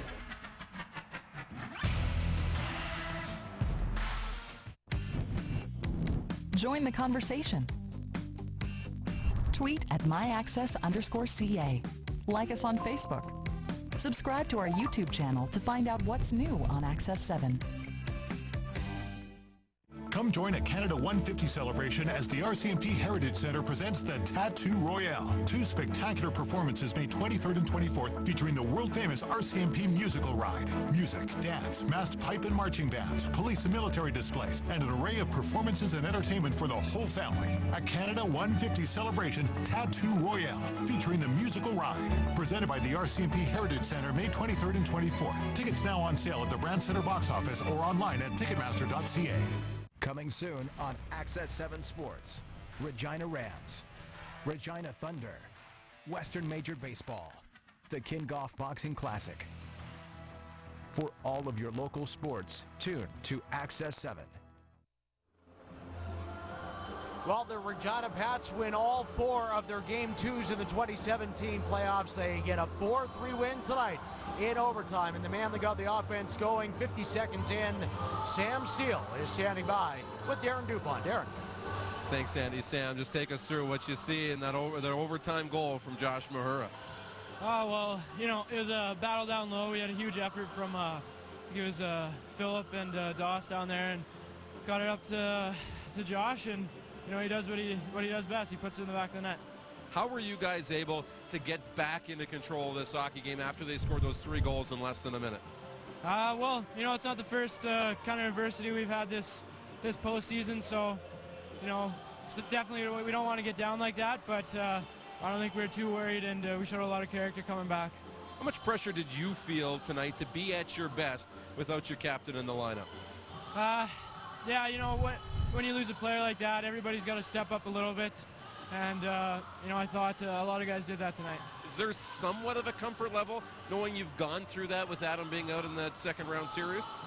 Yeah, I think a little bit. You know, we always want him in the lineup, but we've shown that we can win when he's not in. So, you know, we want him back as soon as possible. But, you know, when he's gone, like I said, guys step up. They've got a big, tough back end in Seattle, and the physical play was at an all-time high tonight. What's that battle like, and how do you find success when the game is played so tough? Well, you just got to accept it. That's playoff hockey. That's what they do. Like I said, you got to accept it and match it and battle through it. And you know, we drew some penalties that way. You guys have been very good on the road this season. You got 3 in a row coming up in Seattle. What's the approach as you head out for Game 3? Let's play our game. You know, when we play our best hockey, you know, we're all over them, and so we just got to do that, and hopefully we can get a few out there. We get to enjoy these moments, and you got some family making the trip to watch the game. Who's here watching right now? Yeah, my mom, dad, and sister are out here, so it's good to have them out. Sam, congratulations. Looking forward to Seattle. Thank you. Sam Steele, the game's #1 star. Mandy? All right, thanks very much, Darren. Big week for the Steels. Sam earning the Fort Broncos Memorial Trophy on Wednesday at the awards banquet as outstanding player in the WHL. Big goal tonight, his 9th of the postseason, and it's easy to forget in this game. Regina was down 3-1 early in the second period. 3 unanswered goals. man who started the rally, Josh Mahura, ends it with the overtime winner, both on the power play. But Regina gets the power play, Joey, on Keegan Kolesar in his exchange with Connor Hobbs. It's a kneeing penalty, and we always talk about riding that fine line. It's an emotional game. It's a nervous game when you're in overtime, and here's the play. Keegan Kolesar, when trying to be separated by the linesman, puts the knee into Hobbs, who went right down to the ice, and Chris Critch, who was the referee, dealing with that, while Steve Papp was dealing with players in and around the goal, was right there to make the call. And that's a frustrating finish for the Seattle Thunderbirds.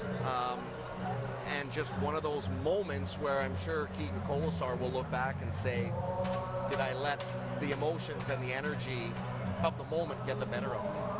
You know, before every playoff series, when you start, before the playoff season even starts, you have those meetings when you talk about structure and discipline, team first, all those things you talk about that you're going to have success during a playoff series. And one of them is, you know, taking a punch or taking a hit, taking a number to get back at somebody. And there's a case there where, you know, Kolesar, if you're upset, take the number. Get back at him when you have a chance. Overtime, probably not the best chance to do it.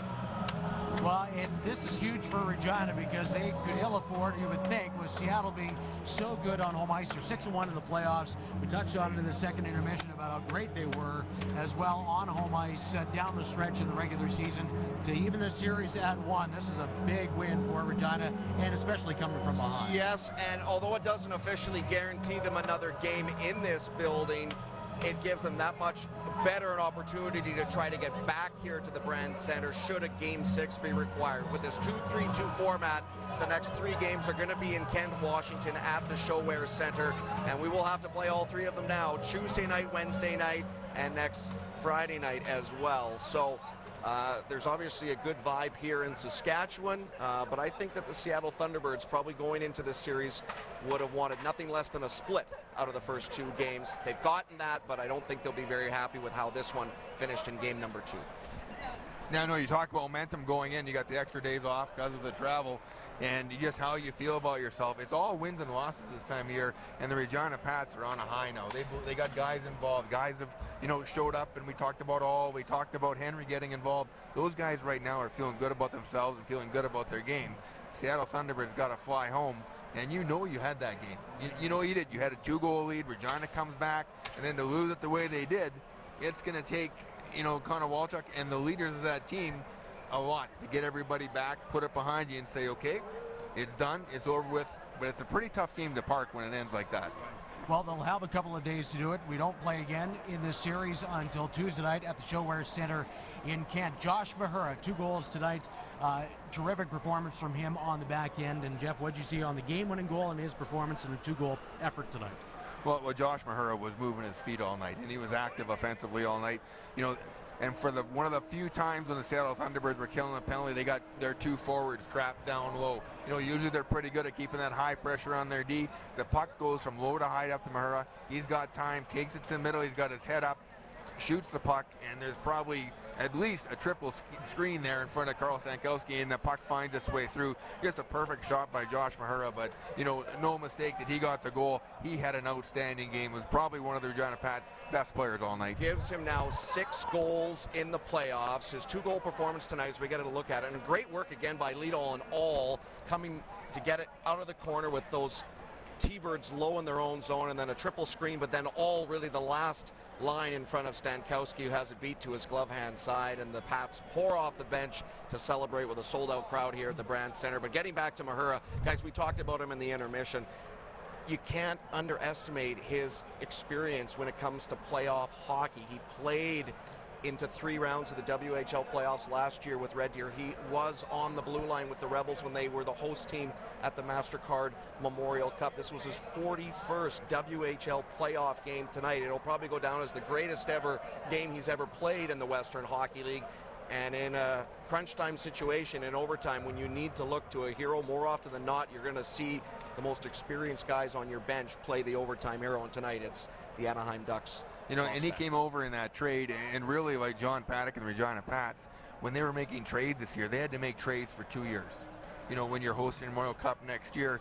So for them to be able to get a guy like Josh Mahura who can come in, step in, and help them immensely like he has this year, and still be here next year for when they host the Memorial Cup, that's not an easy thing to do. You have to do a lot of work, a lot of homework, know the people you're bringing in, and Josh Mahura, to have him for the next 2 years with what the Pats got in front of him is outstanding by their management. You know, Regina finishes the night 2 for 7 on the power play. They were 0 for their first 5 in this hockey game.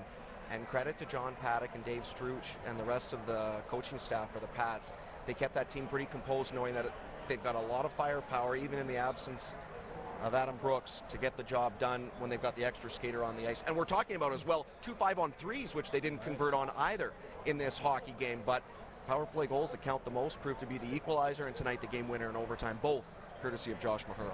Crazy to think Josh Mahura at the MasterCard Memorial Cup last year as a host. If Regina wins, he could potentially play in 3 straight MasterCard Memorial Cups, with Regina hosting the 2018 event. Well, Tyler Brown, tough 56-second stretch early in the second period, Joey, but 28 saves tonight, and he bounced back in a big way for Regina to at least keep them in it and allow the rally to get finished off this evening. Made some huge saves early in this hockey game, and then I thought he was one of the most important players in this hockey team once his team got back on the level terms, because the Thunderbirds had a couple of good pushes in that third period. They had a very good start in overtime as well, and the biggest save that he made was with 40 seconds and change in the third period left on the clock. Aaron Hyman got right in between the hash marks and stepped into it as hard as he could, and that was probably his biggest save of the night. And if he doesn't stop that one, then we're more than likely talking about a 2-0 series lead for the Thunderbirds going home to the Shoalware Centre in complete control. Brown responds after, I'm sure, what was a frustrating finish for him last night, giving up that opening goal on the opening shift in overtime. He deserves a lot of credit tonight for his team's performance. Seattle Thunderbirds ready to talk about the Game 2 loss tonight. Head coach Steve Konowalchuk. On your right, you have team captain Scott Enzer. Coach, just another overtime game tonight, different result. Your thoughts on the game? Oh, we did some good things. I thought we had a real good second. At the end of the second, we got in some penalty trouble, which you know, gave them some life back, some momentum, and you know, they're not gonna quit. We know that. But overall, I thought another good competitive hockey game, and they got the overtime today. We got it last game. Coach, can I get your reaction on the Keegan penalty in overtime? Well, again, you don't want your player, any player, to be in that situation, get a penalty. But you know what, mistakes happen.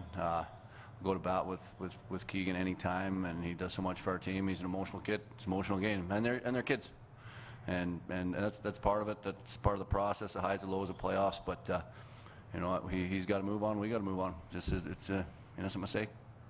You guys have been able to bounce back after losses. You've only had a couple in these playoffs against Kelowna. So going to Game 3 back home in Seattle, how confident are you that you guys can do the same thing and bounce back and have success in Game 3? Well, we're a confident team. I mean, we know they're a good team.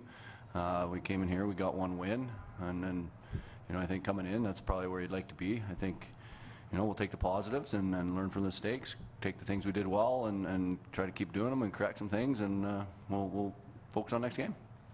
I know Ottenbright's caught a lot of people's attention of how solid he is right now in the back for you. How happy have you been with his play in his first 2 games?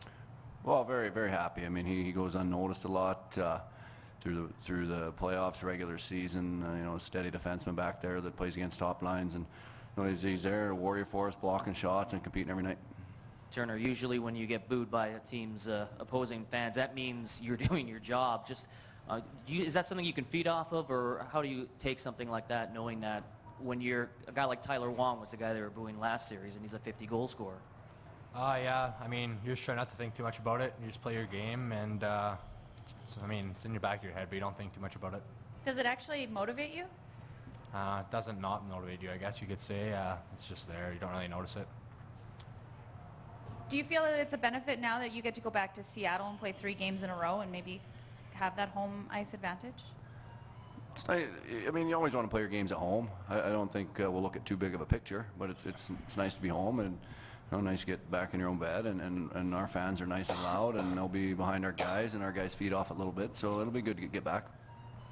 Does the fact that these games went overtime back-to-back just show how evenly matched up these two teams are? I believe so. I think both the games you're watching both teams push back within the game and get momentum, and then the other team will take it back at times. And yeah, they've been pretty even. They've won to overtime. Turner, did you have any stuff thrown at you when you came out for your star? I don't know. I don't think so. Any concern about that from your coach? No. I don't know. Was that stuff thrown? I know nothing about any of that. I mean, Turner, looking back, obviously on game one, was a key play, a big collision between you and Adam Brooks. How did you see that hit? I just saw him with the puck through the middle, and I don't know, I just went over there and had a clean check and tried to keep my hands down. And never like to see a player get hurt, and it's unfortunate. Were you glad that the league saw that your way? Yeah, I mean, you never want to get suspended. You always want to play in the game. So I mean, yeah.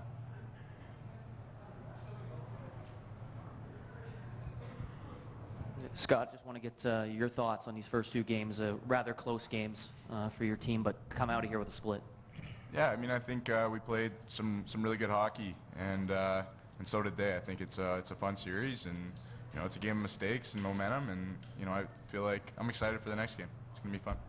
How tight is it? How I want to say emotional is it? You mentioned the mistakes. It just seems there's so little mistakes, but when there are, it ends up costing teams.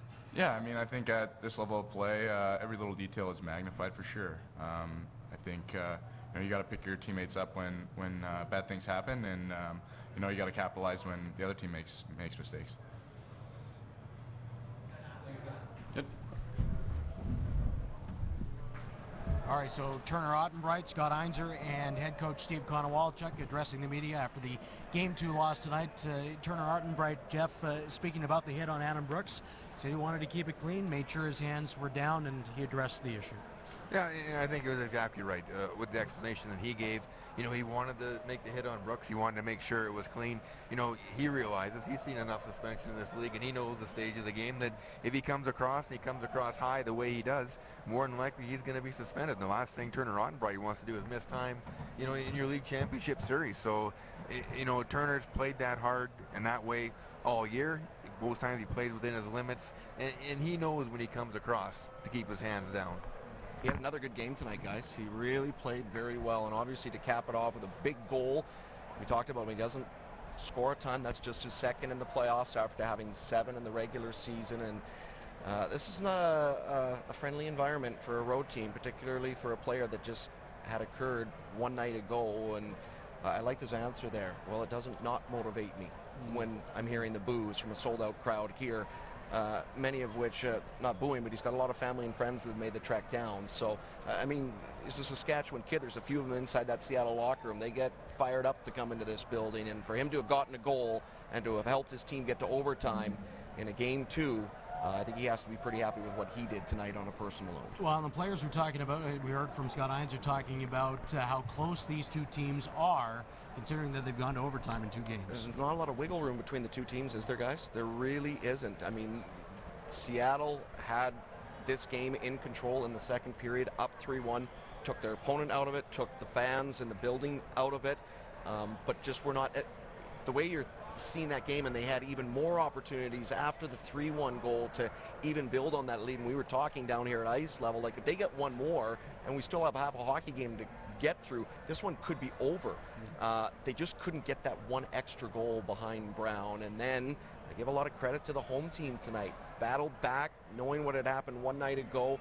They were able to park that and were able to chip away and stay into it, and then they got the momentum on their side when they got the equalizer from all in the third period. This game was a pick'em, and just like last night was, and I don't expect much to change as we head down below the border. Steve Konowalchuk was asked about the penalty by Keegan Kolesar in the overtime, and he just said it's a mistake. He's a high emotion player. It was a mistake. We move on. And that's what you have to do. I mean, as big a mistake as it was, Keegan knows it, his coach knows it, but you have to move on. And that's going to take a lot in that group, just how close of a group they are in there, so that they can just come together and say, you know what, we win together, we lose together. If one of us is in it, we're all in it. And I think that's the attitude they have to take. You know, they're going back to Seattle, and I think they got to be excited to get back to their fans and play in that building, you know, and have Regina come in, and they say, just wait till you get to our arena, boy. We're going to show you what it's like. This is how we play in Seattle. And so, you know, in that aspect, they cannot wait to get back. Well, the Regina Pats, we will hear from them in just a few moments, and here they are stepping up to the podium. Sam Steele is there, so too is John Paddock, and Josh Mahura, the overtime hero tonight. Regina Pats, on your left you have Sam Steele, middle head coach, general manager John Paddock, and you're on your right you have Josh Mahura. Josh, start with you. Can you just walk us through the overtime winner there, how you saw that play develop? Yeah, I mean, there was a battle in the corner there, and I kind of saw the puck squeak out there, and just kind of looked to the net and saw I had the lane, and just tried throwing it on net. I knew we had guys going there, so yeah. Josh, you guys have been able to come back from 3-1 deficits before, but to have 3 goals in under a minute hit you, what does it say about this team for you guys to just stay calm and keep striving forward? Yeah, I mean, we knew we didn't want to let that get to us too much. Obviously, it wasn't ideal for us to have that happen that quick, but we knew we had to stay calm, and we knew we were going to come back there and get a couple for us. John, just your thoughts on how things kind of turned around after that 3 quick goals? Yeah, well, we stuck to it or picked it up. I mean, I thought we lost just a couple little areas, take a penalty, you know, and you're all of a sudden in a hole. They have great offensive players, and they can put you in a hole quick. So, but we regrouped and, you know, simplified and kept things, you know, just got to grind it out. That's what it is. How close is this series right now? I mean, the fact that it's gone to overtime twice, it seems it could have gone either way in both games. I guess that answers it. Like, you know, it's 2 teams that to date have been fairly evenly matched, obviously, when games go to overtime. So that's says it all, sort of. Sam, what was running through your mind when Keegan took the penalty in overtime for you guys to go out there? Yeah, you know, it was a big break getting a power play like that, and you know, we've been struggling a bit throughout the night. So, you know, I think like Josh told me earlier, you know, we felt it coming, so we capitalized, and it was great. John, do you have any thoughts on the knee to Connor Hobbs in the overtime there? Well, I've seen kneeing similar to that, like about a long time ago when I was playing, and even in those days he got suspended. Like that play, and we played Edmonton this year, where the guy tripped Wagner, so they were 2 men short before the puck was even dropped. I've never seen those kind of things. So are you hoping that there'll be supplemental discipline? I don't know if there's no injury, but I like, that's not really a hockey play. That's more like a street play. The power play that you got off that was vital, though. Oh yeah, it was great. Thank you. John, your goaltender, Tyler Brown, how big has he been, I mean, in this game, but throughout these playoffs, not just in games, but when you guys have been down in games and needed to stop, you know, close the gap here to be able to allow yourself to come back? Well, you know, it's easy to remember, and we've talked lots about the Swift Current game where probably one more goal did us in, so that were there. And, you know, the game's 3-3, and we've had a long change or whatever there. I think it was Strand, you know, in this high slot late in the third period. Like, that was a big save, you know. And so he's done that for us, you know, for the most part all year. Everybody has off games, but he's continued to play off performance just like he had last year. Josh, can you describe the feeling, the emotions when you saw that puck go in the net? Yeah, obviously it was pretty exciting. We knew we needed to win tonight, and that was the bottom line. And it wasn't just kind of when it went in. It was a sigh of relief for not just me but our whole team, and to tie the series up here at home, it's a great feeling. What do you think it's going to take to go to Seattle for 3 now? A big test in front of you here. What's it going to take to get done what you need to do there? Yeah, I mean, they're a good home team. We're going to have to go in and work hard and keep it going. I mean, they're going to come just as hard, and we're going to have to match it and keep giving more and more, and each game get better and push the pace. Johnson, question for you. What's it going to take to do what you need to do in Seattle? Well, I think it's sort of the obvious. Excuse me. It's obvious. It's more of the same. I guess you say things at different times that sound good to your team or you feel, but a rink's a rink. I understand the crowd. We love playing them behind us here, but we were 28-5, I think, on the road in the regular season. We've won home road games on the road. A rink's a rink. I expect our team to go and play just as good and better than they did tonight.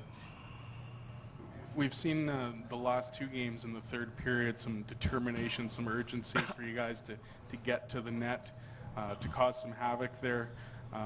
Keeping in mind you have another team up there trying to. What does it take, to maybe get that a little more consistently as opposed to wait until the third? Well, yeah. I think the opposition has some say in it. I don't think we've played. You never play perfect throughout. The opposition has some say, but I think if you play in their end, in any team's end, more regular, then you'll get those opportunities. You got to tire teams out, and it's easier said than done. But it was back-to-back games, and I thought our third period was best both nights. I agree with you, John. The previous series, you faced some real stiff tests in terms of some very good goaltenders. Is this the biggest test you faced in terms of that big D that's very difficult to penetrate? Well, they got good players, or they wouldn't be playing in this. I think Swift Current's defense prepared us for this. It was hard to score on Swift Current. It was hard to get there. So, we're prepared for it. We know how they're going to play. We know they're a real pressure push-up team. And that's, everybody has little intricacies they do, and that's what they do, and they're very good at it. So it's not going to be easy, for sure. John, how happy have you been with your third line, the miles you're getting out of them in this series? Well, that line was great tonight. They started last night in the third period. Throughout the playoffs, we've got real good games from a combination of those guys. When Adam was out, Jeff, I just didn't like his game last night. Jeff had a tremendous game in Lethbridge. We've had different players step up. Holmes with a couple of goals. Locke's got a big goal in the first game against Calgary at home here. So those guys have come up big for us, and we obviously need them to, especially with Adam out again. We've talked about this before, John, but Wyatt Slobosian, he puts so much into the team. Sometimes it's not on the scorecard, but I thought that he had an excellent game tonight. Do you have any comments on that? We all did. Josh really did, especially. But he's been, he worked so hard, and when there was more responsibility in the Swift Current series with Adam gone, he stepped up his game. Players always say, play me more, I'll play better, but you got to play good to start with. But when he's had the opportunity, he's been a very good player for us. I'm going to ask you once more about Adam Brooks. Will the extra time be helpful to him? How is he doing? Thanks, John. You just mentioned Josh again. Just how happy have you been with the way he's been able to play, not just in his defensive zone, but he's been making some big goals in this playoff series and in the playoffs and period? You're asking me? Yes, sorry, John. Oh, we made a big trade for a reason. He's one of the top defensemen in the league. He's part of our first four out defensemen that I think are the strength of our team. And, we got him for this year and we got him for next year. And that's why. You need top defensemen. Have you seen Josh increasingly step up his game as these games have got bigger, or maybe just in the playoffs in general? Well, I think in the playoffs in general, and I think overall. What game were we disappointed in? The first game against Lethbridge? Yeah, our defensemen, we believe, can outplay the other team defensemen. And I didn't think we did, the four of them in Lethbridge, or the first game against Lethbridge. And since then, they've helped control the games. And so, like I say, he's a top player. When you're a top player, just as with Sam, expectations are high. I don't expect there to be slip in these kind of guys. Josh, it's obviously about the team first, but what has it meant to you to step up in big situations and contribute to this team. Yeah, I mean, like you said, it's not, when you're going out there, and especially in overtime or crunch situations, you're not thinking about yourself and getting a goal for yourself or assist for yourself. You're thinking about getting that win for the guys that have been battling all game and all year for you.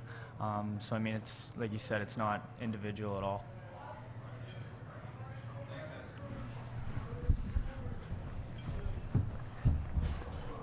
All right, so Josh Mahura, head coach John Paddock, and Sam Steele coming off the stage after their Game 2 win, another Game 2 win for Regina. That's 4 in a row. They won all of them here in the 2017 postseason. But interesting comment from head coach John Paddock about the Seattle defense and how Swift Current in round 2 got them prepared for this big group. Yeah, and when we met with John and his coaching staff here before Game 1, he mentioned the fact that because he knew that these big, tall, and solid defensive defensemen that the Seattle Thunderbirds are bringing into this series really use their long reach to their advantage. And that is something that can't be ignored, that 2 series ago really does prep them well here for this series. Now, the Lethbridge Hurricanes didn't nearly have the size or the length of stick on their blue liners, Jeff, in round number 3. And what was a big talking point from those same Regina Pats on the podium last night going into game number 2? We've got to get pucks in deep, and we've got to get around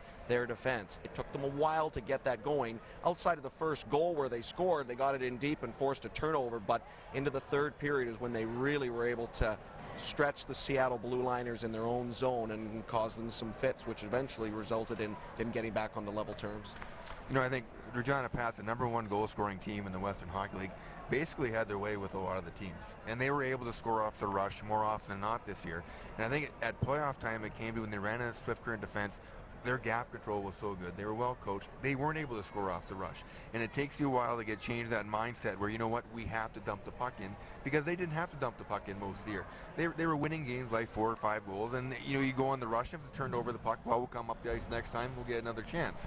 Playoffs is a totally different animal, and give credit to Regina Pats, you know, for seeing that and understanding, and it took a while to get through, that we have to chip pucks by. Even though we're an offensive team that scores off the rush, we got to get pucks by. And they were 1-4 in overtimes going into tonight's game.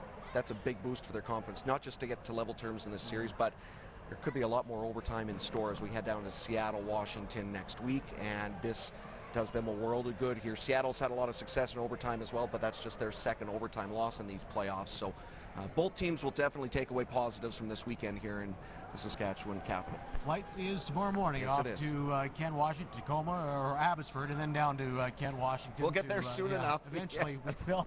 Got to cross that border, and then away we go for games 3, 4, and now we know 5 on Friday night. The Regina Pats, even the series at 1 game apiece in the 2017 championship. Josh Mahura, the overtime hero. Here are the 3 stars from the victory. Sam Steele, the #1 star.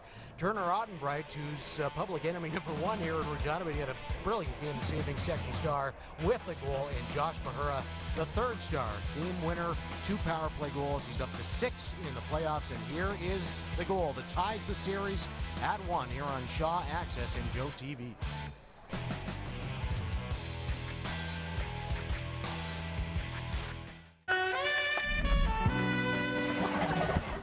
Christmas Day, I'm gonna ask Steffi to marry me, and I'd really like your blessing.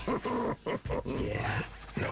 Look, just give me a couple days to win you over. By Christmas morning, you're gonna be calling me son. I'm gonna be calling you dad. Don't think that's gonna happen. I think it's gonna, Dad. I know it won't. Dad, it will. Stop that. What, Dad? That, stop that. Dad, what are you talking about? Yes, sir. Steph, you could be dating anyone. Why Laird? He makes me really happy. Be a part of the action. Learn new skills, make new friends, and have a backstage pass to local events. Volunteer with Access 7. Check out our volunteer opportunities at myaccess.ca/access7. Coming soon on Access 7 Sports. Regina Rams, Regina Thunder, Western Major Baseball, the Kingoff Boxing Classic. For all of your local sports, tune to Access 7. Hi folks, it's me, Don Taylor, way up here with my friend Murph. At Levitt Machinery, they sell, lease, rent, and service all these machines, and they offer certified training. Need a lift? Stack it, reach it, lift it. Levitt. Tony Romans, serving its signature ribs for 40 years. With an expanded menu including steaks, chicken, and seafood, Tony Roma's is a family dining destination. Tony Roma's, legendary for ribs, famous for so much more.